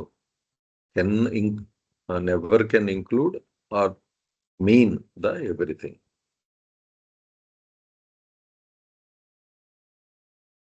మిగిలిన వాళ్ళు ఏమన్నా క్వశ్చన్స్ ఉన్నాయండి దీని మీద? ఇక్కడ నథింగ్ ని ఒక షాడోగా తీసుకుంటే ఆబ్జెక్ట్ కి షాడో ఉంటది, కానీ shadow can not become the object కదా, అలా అనుకోవచ్చా అండి? అవునమ్మా, ఇందాక దాస్ చెప్పినట్టు మన ఎక్స్ప్లెనేషన్ కి మనకి నీడే దగ్గర ఆ ఎక్స్ప్లెనేషన్ కి ఉపయోగపడుతుంది కదా, అందుకని మనం అలా తీసుకుంటే సరిపోతుంది. అంటే మనం ఇమాజిన్ చేసుకోవడం. ఏమన్నా ఉన్నాయండి లేదా ఎక్స్ప్లెయిన్ చేయమన్నా పర్సన్కి? ఇది it exist in its own field of illusion అన్నారు కదా సార్. అవునండి. ఇది డిస్కస్ చేద్దామమ్మా. చెప్పండి దాస్. అలాగే. సో ఇది ఈ క్రియేషన్, ఎవ్రీథింగ్ అండ్ నథింగ్, ఈ పదాలు వచ్చేసరికి మనం ఏదో ఒక మనకు తెలిసిన అనుభవంలో ఉన్న ఏదో ఒక విషయాన్ని తీసుకుంటే గానీ అర్థం చేసుకోలేమండి, చాలా కష్టం.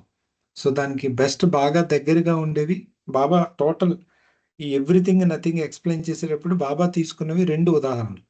మెహర్ బాబా తన సాహిత్యంలో తన వివరణలో వాడిన 2, ఒకటి dream example, 2 shadow example. So ఈ రెండిట్లో దేన్నైనా తీసుకొని మనం చెప్పొచ్చు. నాకు చాలా వరకు డ్రీమ్ బాగా ఇంకా కంఫర్టబుల్ గా ఉంటుంది అనిపిస్తుంటుంది, ఎందుకంటే మనం రెగ్యులర్ గా ఎక్స్పీరియన్స్ చేసాం, ఇంకా చాలా విషయాలను సటిల్ గా అర్థం చేసుకోవచ్చేమో అని. ఇప్పుడు డ్రీమే తీసుకున్నాం అనుకోండి, ఇప్పుడు మనిషి ఎవరైతే పడుకుని ఉన్నారో ఆ పడుకున్న వ్యక్తిని మనం ఎవ్రీథింగ్ అని అనుకుంటే, అంటే ఇంకా అతనే ఉన్నాడు, ఇంకేది లేదు అనుకుందాం ప్రస్తుతం, ఇంకా అతనే ఉన్నాడు, ఇంకా నథింగ్ మరి ఏమిటి లేదు. అటువంటి వ్యక్తికి ఒక కళ వచ్చింది అనుకోండి, కళ వచ్చింది, ఈ కళ అతను అనుభవిస్తూ ఉన్నాడు, ప్రెసెంట్ కళలో ఉన్నాడు అతను. ఈ కళలో ఉన్నప్పుడు కళకి నిజమైనటువంటి ఎగ్జిస్టెన్స్ ఉందా అంటే లేదు, ఎందుకంటే అతను లేచిన తర్వాత నా కల్లో నేను ఇన్ని కోట్లు ఉన్నాయి, లేకపోతే ఈ కారు కొన్నాను, లేకపోతే ఇతనికి ఆల్రెడీ ఏదో ఒక రోగంతో బాధపడుతున్నాడు, కల్లో చాలా ఆరోగ్యంగా ఉన్నాడు, లేదు బయట ఆరోగ్యంగా ఉన్నాడు, కల్లో ఒక ఏదో జరిగింది, ఏం జరిగింది దాని ఇంపాక్ట్ ఏమీ లేదు. సో ఇతని వేరు, కళ వేరు. కానీ ఆ కళ ఇతని మీద ఆధారపడుతుంది. ఈ వ్యక్తి అనేవాడు లేకపోతే కళ ఉండదు ఎప్పుడూను. అంటే ఒక వ్యక్తిని తీసేసి కలగాను ఓన్లీ కలగా మీరు చూపించగలరా అంటే అలా ఉండదు. కళ వచ్చింది అంటే ఎవరికి వచ్చిందని అంటాం ఫస్ట్ క్వశ్చన్. ఎందుకంటే అక్కడ పర్సన్ అనేది ముందు డిఫైన్ చేస్తేనే దాని మీద డిపెండ్ అయ్యి డ్రీమ్ అనేది ఎగ్జిస్ట్ అవుతుంది. అలాగే ఎవ్రీథింగ్ని ఇక్కడ వ్యక్తిగా తీసుకుంటే ఎవ్రీథింగ్ ఉంటేనే నథింగ్ ఉంటుంది. డ్రీమ్ని ఇక్కడ నేను నథింగ్ అని మాట్లాడుకుంటే చెప్తున్నా. సో ఎవ్రీథింగ్ ఉండాలి డ్రీమ్ ఉండాలి అంటే. కానీ డ్రీమ్కి డ్రీమ్గా ఒక విలువ ఉందా అంటే లేదు. అది మరి ఉందా అంటే ఉంది. దాని అంటే అలాగే సేమ్ ఇంకో ఉదాహరణ కూడా తీసుకోవచ్చు. ఇప్పుడు మనం ఎడారిలో నడిచేటప్పుడు ఎండమావులు కనిపిస్తూ ఉంటాయి. లేదా ఈవెన్ తార్ రోడ్డు మీద మనం వెహికల్ వెళ్తున్నా రోడ్డు మీద నీరు ఉన్నట్టు కనిపిస్తుంటుంది.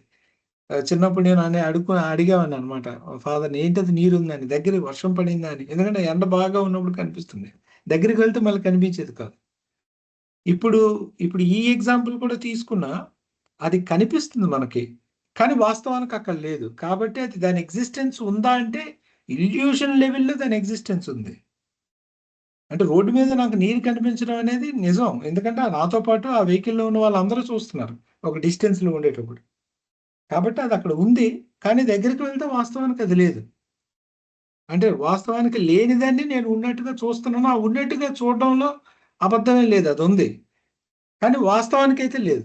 సేమ్ డ్రీమ్ కూడా ఏదో తెల్లవారి నిద్ర లేచిన తర్వాత వ్యక్తి చాలా విషయాలు చెప్తాడు. నేను ఇలా అలా కళ్ళలో ఇలా చేశానట, అలా అన్నీ చెప్తున్నాడు. అతను చెప్తున్న ఎక్స్ప్లెనేషన్ అంతా కరెక్టే, కానీ నిజానికి అవేవి లేవు.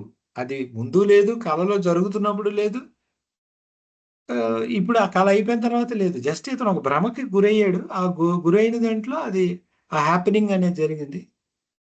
దాన్ని అతను కోట్ చేస్తున్నాడు, దట్స్ ఆల్. సో దాని ఎగ్జిస్టెన్స్ ఉందా అంటే ఆ ఫీల్డ్ ఆఫ్ ఇల్యూషన్ లోనే దాని ఎగ్జిస్టెన్స్ ఉంది. అంటే భ్రమగా మాట్లాడుకున్నాం, నాకు కళలో ఇలా వచ్చింది అంటే నవ్వుకుంటారు అందరూ. ఎందుకంటే అది నిజం కానిది మనం మాట్లాడుకుంటాం కాబట్టి నవ్వుకుంటాం. అది ఎంత ఘోరమైన విషయమైనా గొప్ప విషయమైనా. అయితే అది ఎప్పుడు ఫాల్స్ అని చెప్తున్నాం, విత్ రెస్పెక్ట్ టు రియాలిటీ మాట్లాడితే అదంత అబద్ధమే. కానీ విత్ రెస్పెక్ట్ టు ఇల్యూషన్ మాట్లాడితే మాట్లాడుకోవచ్చు దాని గురించి. నాకు కళ్ళలో ఇలా జరిగిందంటే, నేను అక్కడ నుండి బయలుదేరి ఆడికి వెళ్ళానంట, వాడు నన్ను ఇలా అడిగాడంటే, నేను ఇలా అన్నానంట అని ఇదంతా అంటే లాజిక్, కాజ్ అండ్ ఎఫెక్ట్ అన్నీ మాట్లాడతాం. But it exist only in the field of illusion. ఆ మిథ్యా ప్రపంచంలోనే, ఆ మాయా ప్రపంచంలోనే, ఆ యొక్క ఏది ఆ డ్రీమ్ కళ ప్రపంచంలోనే దానికి ఎగ్జిస్టెన్స్ ఉండదు తప్పిస్తే కళకి నిజంగా దానికి ఎగ్జిస్టెన్స్ అనేది లేదు అని చెప్తున్నాను. అదేలేండి దాసు, అంటే మీరు చెప్పింది ఏంటంటే నేను కళని కళగా ఎక్స్ప్లెయిన్ చేస్తా, పొద్దుట్లేసి నా ఫ్యామిలీ మెంబర్స్కి చెప్తున్న కళలో నేను పులి మీద సారీ చేశాను అన్ని అన్నది అది సత్యమే. అంటే కళ పాయింట్ ఆఫ్ వ్యూలో అది సత్యం, ట్రూత్. కానీ అది నిజం కాదు బయట పాయింట్ ఆఫ్ వ్యూలో. అందుకనే ఇల్యూజన్లో అది, but it exist it's own field of illusion, అంటే దట్ పాయింట్ ఆఫ్ వ్యూలో అది కరెక్ట్. అంటే దాని గురించి మాట్లాడతాం, కరెక్ట్ ఇన్ ద సెన్స్ దానికి ఎగ్జిస్టెన్స్ ఉన్నట్టు మాట్లాడుకుంటాం, కానీ వాస్తవానికి అయితే ఎగ్జిస్టెన్స్ లేదు.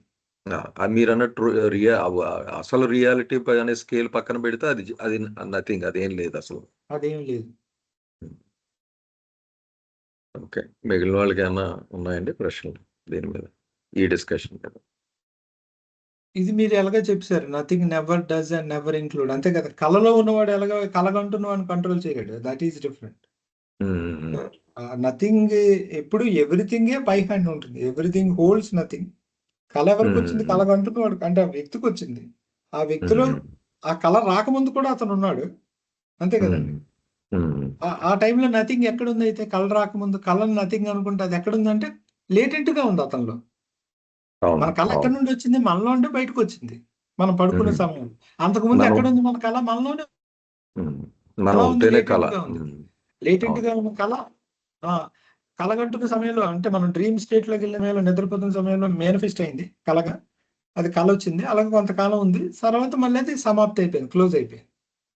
సో దాని పుట్టుక, దాని ఎగ్జిస్టెన్స్, దాని రిజల్యూషన్ అన్నీ కూడా ఇతనిలోనే జరిగాయి, ఇతని యొక్క మనసులోనే జరిగాయి కదా. కాబట్టి ఇతనే మూలం, ఇతనే ఎవ్రీథింగ్. కళది ఇతని మీద ఆధారపడుతుంది, కానీ ఇతను ఎప్పుడు కళ మీద ఆధారపడట్లేదు. అలాగే ఆ కళ అంతా ఇతనిలోనే ఉంది. ఆ nothing total existence, everything, nothing is part of everything అని చెప్పడంలో అదంతా ఇతనిలోనే ఉంది. అయితే ఇతనిలోనే ఉంది కానీ ఇతనికి అంటకుండా ఉంది, అది విచిత్రం. అదే కదా, నథింగ్ ఏమి తనకు టచ్ చేయట్లేదు, ఎందుకంటే అసలు అది దాని ఎగ్జిస్టెన్సే ఇల్యూజన్ లో ఉండడం వల్ల our dream never touches reality. Nothing అంటే ఇల్యూజన్ ఎప్పుడు రియాలిటీని టచ్ చేయదు, కానీ అవును. రియాలిటీ వల్ల ఇల్యూజన్ ఉంటుంది. అదే నాకు యాక్సిడెంట్ అయింది అనుకోండి, కళ్ళలోనే చెమటలు పోసేసినాయి, దెబ్బలు తగిలేసినాయి, అయోమయ పరిస్థితుల్లో లేస్తే ఏమీ లేదు కదా. ఇంపాక్ట్ ఇమాజినేషనే, కానీ లేసేటప్పటికి అసలు దాని ప్రభావమే రియల్ లైఫ్ మీద ఏమి ఉండదు కదా నాకు మెలకు వచ్చేటప్పుడు. ఆ విషయాన్ని ఇక్కడ వివరిస్తున్నారు. ఇంకేమైనా క్వశ్చన్స్ ఉన్నాయంటే డిస్కస్ చేద్దాం. అంటే కింద ఏదో గజల్లో కూడా ఏదో ఇచ్చారండి, అది పూర్తి చేసేద్దాం అంటే అయిపోతుంది. గౌరీ అలాగే గారు సార్. ఒకసారి చదివేయండి అమ్మ, అప్పుడు డిస్కస్ చేద్దాం. ఇంగ్లీష్లో ఓకే చదివేయండి. అండి. ఇంగ్లీష్ చదివి ఇది సర్వంలో సమస్తం ఎలా ఇమిడి ఉన్నాయి, లేటెంట్ గా ఉన్నాయి అనేది ఈ మున్సిఫ్ అస్గర్ అనే ఆయన చెప్తున్నారండి. The existence of Allah alone was and all manifestations were latent in them. కేవలం అల్లా ఒక్కడే అస్తిత్వం కలిగి ఉన్నాడు, మిగిలిన అన్ని వ్యక్తీకరణలు కూడా దానిలో లేటెంట్ గా ఉండేవి అని చెప్తున్నారు. One external sound prevail and all musical notes were dormant therein. ఆ ఆదిమూల స్థితిలో ఒకే ఒక్క శాశ్వత నాదం, అదే ఆదినాదం ఆ వ్యాపించి ఉండేది, మిగిలిన స్వరాలన్నీ దానిలోనే నిద్రాణమై ఉండేవి, లేటెంట్ గా ఉండేవి అని చెప్తున్నారు. Only the tavern was there, no cup bearers and wine drinkers. మొదట్లో ఓన్లీ ఆ డివైన్ లవ్ యొక్క మధుశాల మాత్రమే ఉండేదట. దాన్ని ఆ మధు కోసం పాత్రలు చేతి పట్టుకునేవాళ్ళు లేదా దాన్ని సేవించడానికి సిద్ధంగా ఉన్నవాళ్ళు లేరు అంటున్నారు. అంటే ప్రీతముడు మాత్రమే, భగవంతుడు మాత్రమే ఉన్నాడు, ప్రేమికుడు లేడని నేను అనుకుంటున్నానండి అక్కడ ఆ స్థితిలో.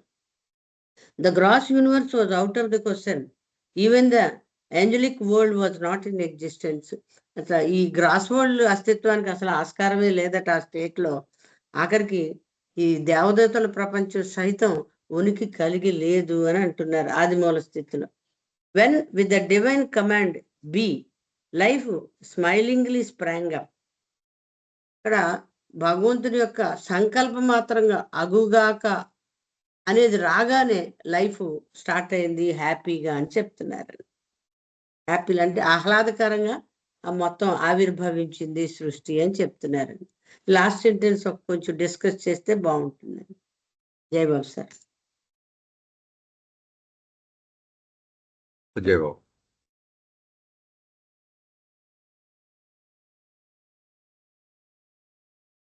ఎగ్జిస్టెన్స్ ఆఫ్ వల్ల ద ఎగ్జిస్టెన్స్ ఆఫ్ వల్ల అంటే ఓన్లీ బియాండ్ గాడే కదండి అది. ఇక్కడ అల్లా అంటే ఇదంతా గాడ్ బియాండ్ గాడ్ గురించి చెప్తున్నారు కదండి. అల్లా అనేది ఓన్లీ బియాండ్ గాడ్ లెక్క వస్తుంది కదండి, బియాండ్ గాడ్ లెక్క కదా వస్తుంది. అంటే సార్ ఇక్కడ అలా మనం మళ్ళీ పదాన్ని యాజ్ ఇట్ ఈజ్ గా తీసుకోకూడదు. ఇక్కడ అల్లా అనేది గాడ్ గా వాడారు. మామూలుగా సో దాంట్లో అల్లా అంటే మీరు చెప్పింది కరెక్టే, టూ బీని అల్లా అంటారు. బట్ ఇక్కడ వాడింది గాడ్ అనే పదానికి వాడారు. అండ్ దట్టు ఈ చెప్తున్న స్థితి అంతా బియాండ్ గాడ్ది. Beyond God. మనకి బాబా సాహిత్యం చదివేటప్పుడు గుర్తుపెట్టుకోవాల్సిన ఒక ప్రధానమైన విషయం ఏంటంటే, ఏ పదాలని కూడా మనం ఒక పదంకి ఒక అర్థం తెలుసు అనుకోండి, అదే అర్థాన్ని మళ్ళీ అన్ని చోట్ల ఊహించడానికి వీలవదు. ఓన్లీ ఆ కాంటెక్స్ట్ వరకు, ఆ చాప్టర్ వరకు అలా తీసుకోవాలి. ఆ కాంటెక్స్ట్ వరకు ఆ సందర్భంలో. ఇప్పుడు మీరు మెయిన్ బుక్ లో ఉన్న ఏ డెఫినేషన్ ని సప్లిమెంట్ చదివేటప్పుడు అంటే త్వరలో వస్తుంది, సప్లిమెంట్లు కొన్ని మారిపోతాయి, ఎందుకంటే వేరే టైంలో రాయబడినాయి. మళ్ళీ కొంచెం జాగ్రత్తగా పదాలని అంటే చాలా వరకు ఫిక్స్ చేశారు వీళ్ళు ఎడిటర్స్, బట్ స్టిల్ ఇంకా కొన్ని ఉన్నాయి. మనం అలాగే ఇవి చదివాం కదా అని ఇలా ఉద్దేశంతో సెటిల్ బాడీ అంటే ఇక్కడ ఏం చదివామో అదే సెటిల్ బాడీ అంటే డిస్కోర్సెస్ లో ఉండదు, అక్కడ కొంచెం అర్థం వేరేగా ఉంటుంది. అలాగే ఇన్ఫినిట్ ఇంటెలిజెన్స్ కి వెళ్తే ఇంకోలా ఉంటుంది అనమాట. కొంచెం పదాలని మనం ఎప్పటికప్పుడు మళ్ళీ సరి చేసుకుంటూ ఇదే కాంటెక్స్ట్ లో వాడారా లేదా చెక్ చేసుకొని చదువుకోవాలి.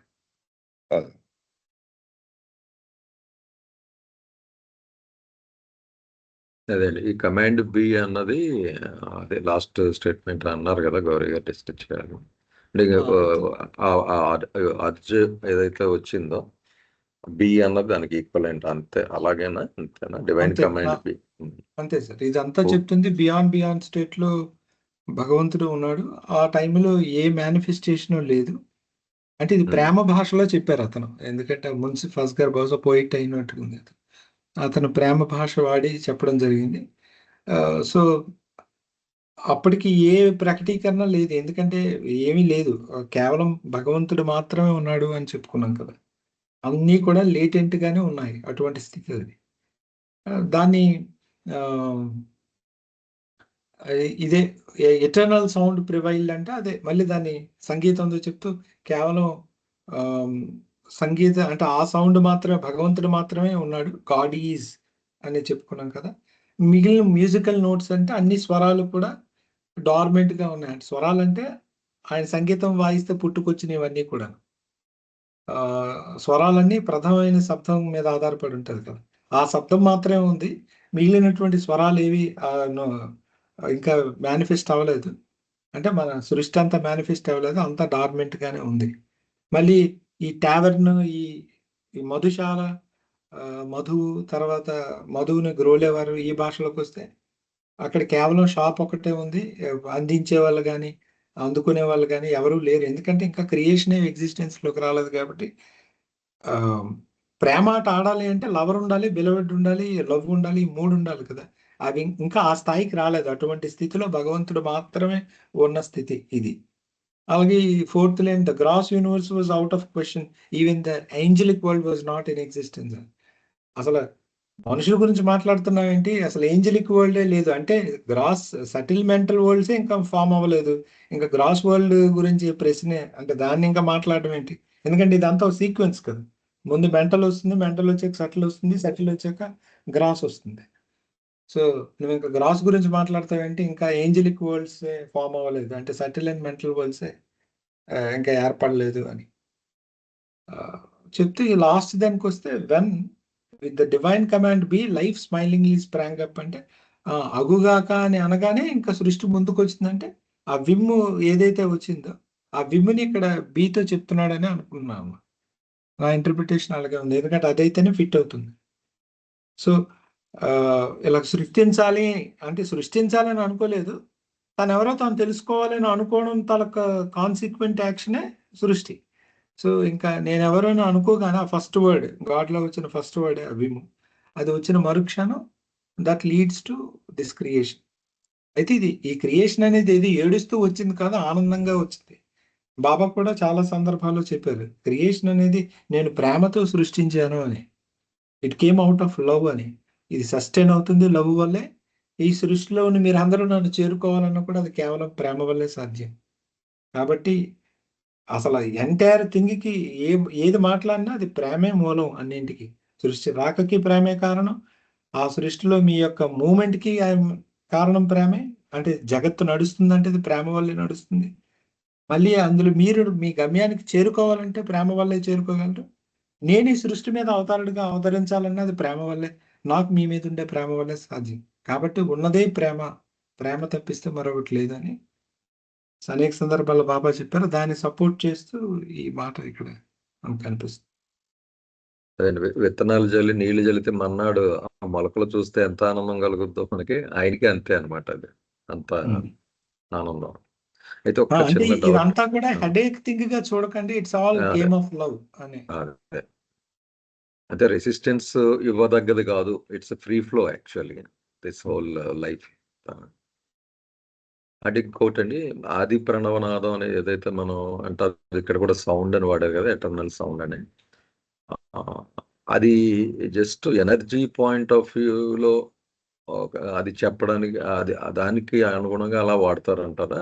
అది ప్రణవనాదం అని, ఓంకారం అని, అంటే ఒక సౌండ్ ఆస్పెక్ట్ లో అది యాక్చువల్ ఫిజికల్ సౌండ్ కాదు నేను అనుకోవడం, కానీ ఆ ఎనర్జీని పాయింట్ అది ఎనర్జీ కూడా కదా సృష్టి అంటేనే, అందుకనే అది వాడతారంటారా రాసు? అది జస్ట్ అవుట్ ఆఫ్ క్యూరియాసిటీ అడుగుతున్నాను నేను. అది ఇప్పుడు విమ్ ఏదైతే మనకు వచ్చిందో అండి, అంటే గాడ్ స్పీక్స్ లో బాబా వాడిన వర్డ్, దాని ఇంటర్ప్రిటేషన్ చాలా రకాలుగా ఉంది.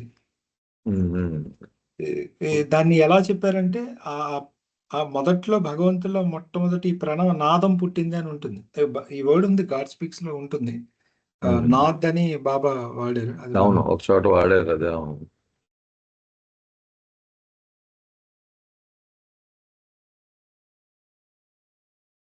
స్పేస్ ఇవ్వండి. North celestial music. ఇది కాదు, ఒరిజినల్ వర్డ్ ఇది చూడండి. ఇది కొంచెం ట్రాన్స్లేషన్ తప్పు ఉంది ఇక్కడ. ఇది సెలెస్టియల్ మ్యూజిక్ కాదు. సెలెస్టియల్ మ్యూజిక్ అంటే ఈ ఈ లోకాల్లో ఇది ఉన్నప్పుడు కలిగే ఇది చిన్న మిస్టేక్. అది దగ్గర ఇది ఒరిజినల్ వర్డ్ అని ఉంది చూసారు. ఒరిజినల్ వర్డ్ ని ఆదినాథ్ అని అంటారు అన్నమాట. ఆదినాదము, ప్రణవనాదం అని అంటారు. అంటే ఒరిజినల్ వర్డ్ అంటే ఇదే హుయామై అనే విమ్మే ఏదైతే వచ్చిందో ఆ విమ్మే దీనిదే మనకు బైబిల్లో అయితే ఆది యందు వాక్యం ఉండను, వాక్యము దేవుని యొద్ద ఉండను, వాక్యమే దేవుడై ఉండను అంటారు. జాన్ వాళ్ళ బుక్లు న్యూ టెస్ట్మెంట్ లో మనకు ఉండే 4 books లో జాన్ రాసిన బుక్ లో ఉంటుంది అనమాట. సో ఆ మొదటి వాక్యం అని చెప్పబడుతున్నది, లేదా హిందువుల్లో ఈ ప్రణవనాదంగా ఆదినాదంగా చెప్పబడుతున్నది. దాన్నే బాబా నటరాజుని ఎక్స్ప్లెయిన్ చేసేటప్పుడు ఆ తొలి డాన్స్ నేను వేశాను అంటాడు. నా తొలి అడుగు వల్ల ఇదంతా సృష్టి అంతా వచ్చింది అని నాట్య రూపంలో చెప్పేటప్పుడు, సంగీత రూపంలో చెప్పేటప్పుడు అన్నిటికీ దాన్ని ఎలాగైనా ఇంటర్ప్రిట్ చేయొచ్చు. అంటే కళలన్నిటికీ మూలం ఆయనే అని. ఎందుకంటే సృష్టి ఒక పెద్ద కళ అతనికి. ఓకే. కళ అంటే నేను చెప్తే అలా కళ, ఓకే, నాట్ డ్రీమ్. సో అలా అన్ని కళారూపాలన్నీ కూడా ఆయన నుండే వచ్చాయి. అందుకు దాన్ని ఏ రూపంలోనే మీరు ఇంటర్ప్రిట్ చేయొచ్చు. అదే ఒక్కొక్క ఆర్టిస్ట్ ఇప్పుడు నృత్యం యాంగిల్లో నటరాజు, మ్యూజిక్ పాయింట్ ఆఫ్ వ్యూలో ఆది నాదం, అది ప్రేమ పాయింట్ ఆఫ్ వ్యూలో ఇందాక చెప్పినట్టు మధు షాప్ ఓపెన్ చేసినట్టు ఎలాగైనా తీసుకోవచ్చు దాన్ని. అంతే, ఎలా అయినా తీసుకోవచ్చు. అలా బాబా అనేక సందర్భాల్లో అలా అతని ఎక్స్ప్లెనేషన్ కూడా ఆటగా చెప్తాడు. ఒకసారి నేను మొదట ఆట మొదలు పెట్టానని పెయింటింగ్ అని చెప్తాడు. ఒకసారి నేను వేసిన పెయింటింగే కదా ఇది, ఫస్ట్ స్ట్రోక్ నుండి వచ్చింది ఇదంతా అంట. సో అతను మాట్లాడే సందర్భాన్ని బట్టి ఈ సృష్టిని కళగా చూపించడం జరుగుతుంది, ఒక కళారూపం.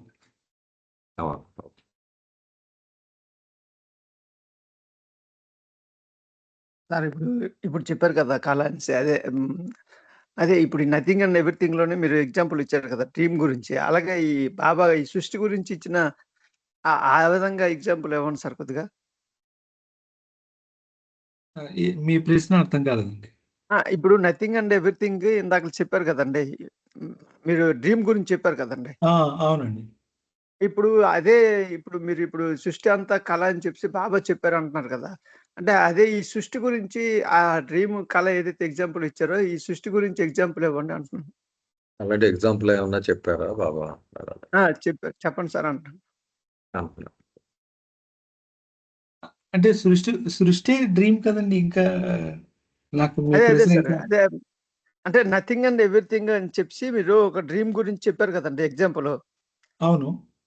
అదే ఇప్పుడు ఈ సృష్టి అంతా ఒక కళ, ఈ కళలో మీరున్నారు. ఇది అంటే సృష్టి గురించి చెప్తారు కదండి బాబా. అంటే ఈ కళ అని చెప్తారు. ఇప్పుడు చెప్పారు కదా మీరు సృష్టి గురించి కళ అనేసి. అంటే దీని గురించి అదే అంటున్నాను కదా. ఇక్కడ ఇప్పుడు జస్ట్ నేను మీరు ప్రశ్న అడక్క ముందు మాట్లాడింది అది కళ. కళలు అంటారు కదా, ఆర్ట్ ఫార్మ్స్ అని అంటారు కదండి, డాన్స్, మ్యూజిక్. ఈ సృష్టి మొత్తాన్ని ఒక కళగా బాబా చూస్తున్నారు అని, ఒక కళారూపంగా చూస్తున్నారు అని. అంటే ఇప్పుడు ఈ మనకు నటరాజుని మీరు చూసారు కదా, సాధారణంగా అన్ని డాన్స్ స్కూల్స్ లో పెడుతుంటారు.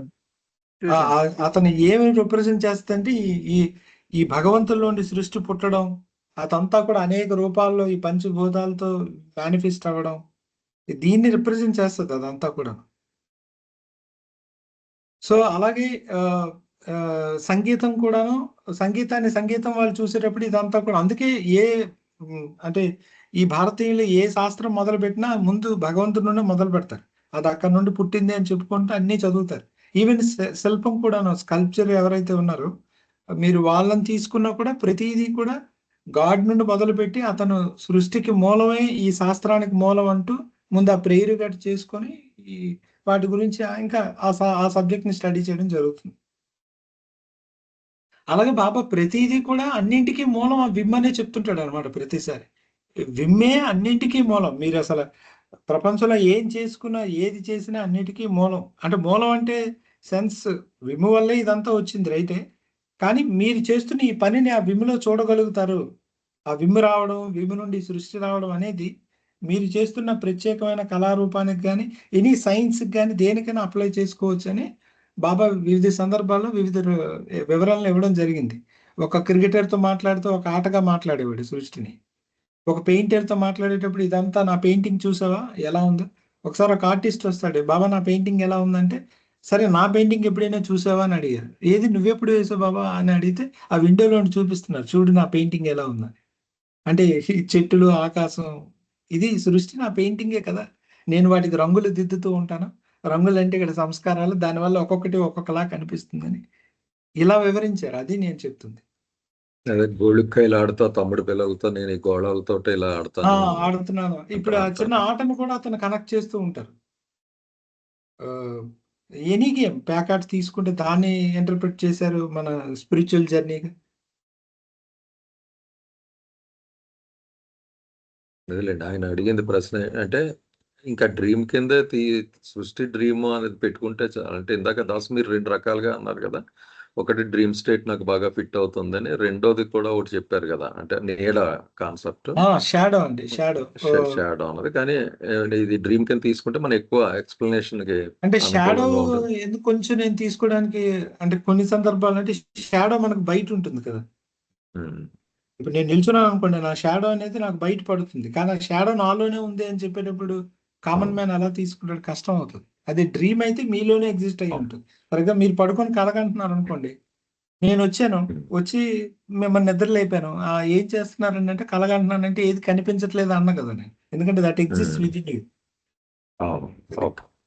అందుకు నీడ అయితే అలా కాదు, నేను కూడా చూడగలను మీ నీడ. అందుకు కొన్ని సందర్భాల్లో నీడ ఎగ్జాంపుల్ ఎక్స్ప్లెయిన్ చేయడం కష్టం. ఇబ్బందికరం. కానీ బాబా వాడారు నీడని కొన్ని ఆస్పెక్ట్స్ చెప్పడానికి. నీడ అనే ఎగ్జాంపుల్ షాడోని కూడా తీసుకొని చెప్పడం జరిగింది. అదేలేండి, అంటే ఇప్పుడు నేను 10th స్టేట్స్కి వచ్చిన తర్వాత పిక్టోరియల్ గా చేయడానికి ఈ సర్కిల్స్ కిందకి వెళ్తుంది, కానీ యాక్చువల్గా it's internal. Main beyond state లోపలికి వెళ్ళిపోతుంటే నేను ఉంటాను ఎక్కడో ఒక ఇమాజినరీ పాయింట్ అలా ఊహించుకోవాలి. కానీ మరి ఆయన ఎక్స్ప్లెయిన్ చేయాలి కదా 2D డైమెన్షన్ లో మనకి చెప్పడానికి బొమ్మలు వేసి బయటికి వేసి. అయ్యేమో మనం మళ్ళీ ఎక్స్టర్నల్ అనుకుంటుంటాం ఇవన్నీ. ఇప్పుడు ఓమ్ పాయింట్ మీరు బాబా బుక్స్ లో చూస్తే ఓమ్ పాయింట్ బార్డర్ లో ఉంటది, ఎందుకంటే బొమ్మ వేయడానికి ఈజీగా ఉండడానికి మనం బార్డర్ లో ఇప్పుడు ఈ పాయింట్ ని ఇక్కడ బార్డర్ లో వేస్తాం. నేను మధ్యలో ఇక్కడ వేసాను కదా, ఇది ఇప్పుడు సాధారణంగా బాబా వేసి ఇది ఓమ్ పాయింట్ అని చెప్తారు. అంటే కొన్ని బుక్స్ లో ఉంది అలాగా, ఒక స్పర్శ రేఖ టచ్ ఇక్కడ నుండి వేసి ఇలా వేస్తారు. అలా ఉండదు, అది మధ్యలో ఎక్కడ, ఎందుకంటే 3Dలో అయితే చూపించవచ్చు కదా, కష్టం మనకు 2Dలో. అందుకు ఇప్పుడు ఏ నుంచి ట్రినిటీ ఆఫ్ వచ్చినాయి అన్నది కూడా it's deeply embedded into one into one. యాక్చువల్గా మన పిక్చర్ కింద చూపించడం బయటికి లాగి చూపించారు తప్ప బాబా ఇట్స్ ఎంబెడెడ్ ఇంటూ వన్ కదా అన్నీ. అలాగే బాబా అవతారిక్ అన్నది సి స్టేట్ అన్నది బి స్టేట్ కి డీప్లీ ఎంబెడెడ్ లోపల, అది ఒక ఇది. అంటే మన లోపలికి వెళ్ళడం అన్నది ఇప్పుడు అర్థమవుతుంది మనకు. అంటే you have to do internal journey అన్నది ఇట్స్ మోర్ మనం ఎక్స్టర్నలైజ్ అయిపోయి ఉన్నాం కనుక మనకి ఇబ్బంది. కానీ ఇట్స్ ఇన్ఫాక్ట్ బియాండ్ దలో లోపల ఎక్కడో నేను కలకంటున్న చోట ఒక రమణయ్య రాజన్ స్పార్క్ లో వెలుగుతున్నాను ప్రస్తుతం, అంతే ఎక్కడో. ఓకే అండి, అయితే అయిపోయిన టైం. ఒక్క చిన్న అనౌన్స్మెంట్ అండి. ఇందాక కాల్ స్టార్టింగ్ లో ఈ లింక్ ద్వారానే జాయిన్ అవుతున్నాము, మాకు ఈ టీమ్స్ ఓపెన్ చేసినట్టు కనబట్టలేదు అన్నది, అలా ప్రాబ్లం ఉన్న వాళ్ళందరూ కూడా చార్ట్ ఉంటుంది. ఇప్పుడు అంటే లాగిన్ అయి ఉన్నారు కనుక చార్ట్కి వెళ్ళి జైబాబా అని కొట్టండి. కొట్టినప్పుడు నెక్స్ట్ టైం మీరు లాగిన్ అయినప్పుడు ఏంటంటే ఆ చార్ట్లో ఓపెన్ చేసుకున్నప్పుడు న్యూ MDF బ్రెయిన్ స్టార్మ్ అన్నది మీకు కనబడుతుందండి. కనబడినప్పుడు అది క్లిక్ చేస్తే జాయిన్ అని వస్తుంది, ఇది వరకు స్కైప్ లాగా. అప్పుడు మీరు లింక్ అవసరం ఉండదండి. అయినా కానీ సేఫ్ సైడ్కి లింక్ కూడా పెట్టుకోండి ఒకవేళ అది పని చేయకపోతే. కానీ నార్మల్గా బెస్ట్ ఏంటంటే ఒకసారి అందరూ జయబాబా అని కొట్టేసేయండి చాట్లో, ఇబ్బంది అనుకో. చాలా మంది కొట్టారు ఆల్రెడీ. అవును. ఇప్పుడు ఇలా టైప్ చేయండి జైబాబా అని. కొడితే చేస్తే మీకు మీకు అది అది చార్ట్ కనబడుతుంది, నెక్స్ట్ టైం పైన ఉంటుంది. కొడితే అప్పుడు మీకు ఇంక లింక్ తో ఇబ్బంది లేకుండా టీమ్స్ ఓపెన్ చేసుకుని ఆ చార్ట్ లో ఆ న్యూ ఎండిఎఫ్ బ్రెయిన్ స్టామ్ అని జాయిన్ అని వస్తుంది, మీరు జాయిన్. పైన జాయిన్ అని ఇక్కడ స్క్రీన్ మీద కనబడుతుంది చూడండి, అని కొట్టి డైరెక్ట్ ఇదివరకట్లాగా మరి స్కైప్ లో అలా జాయిన్ అయ్యేవాళ్ళు అండి. ఆ ప్రయత్నం చేయండి ఒక్కసారి, ఇబ్బంది ఉంటే నాకు చెప్పండి. జయబాబా అండి అందరికీ. అయితే 6 అయింది, క్లోజ్ చేద్దామండి. జైబాబా. జయబాబా. అవతార్ మెహర్ బాబా కి జై. రేపు కలుద్దాం అన్నమాట. జయబాబా. జై బాబా. అవతార్ మెహర్ బాబా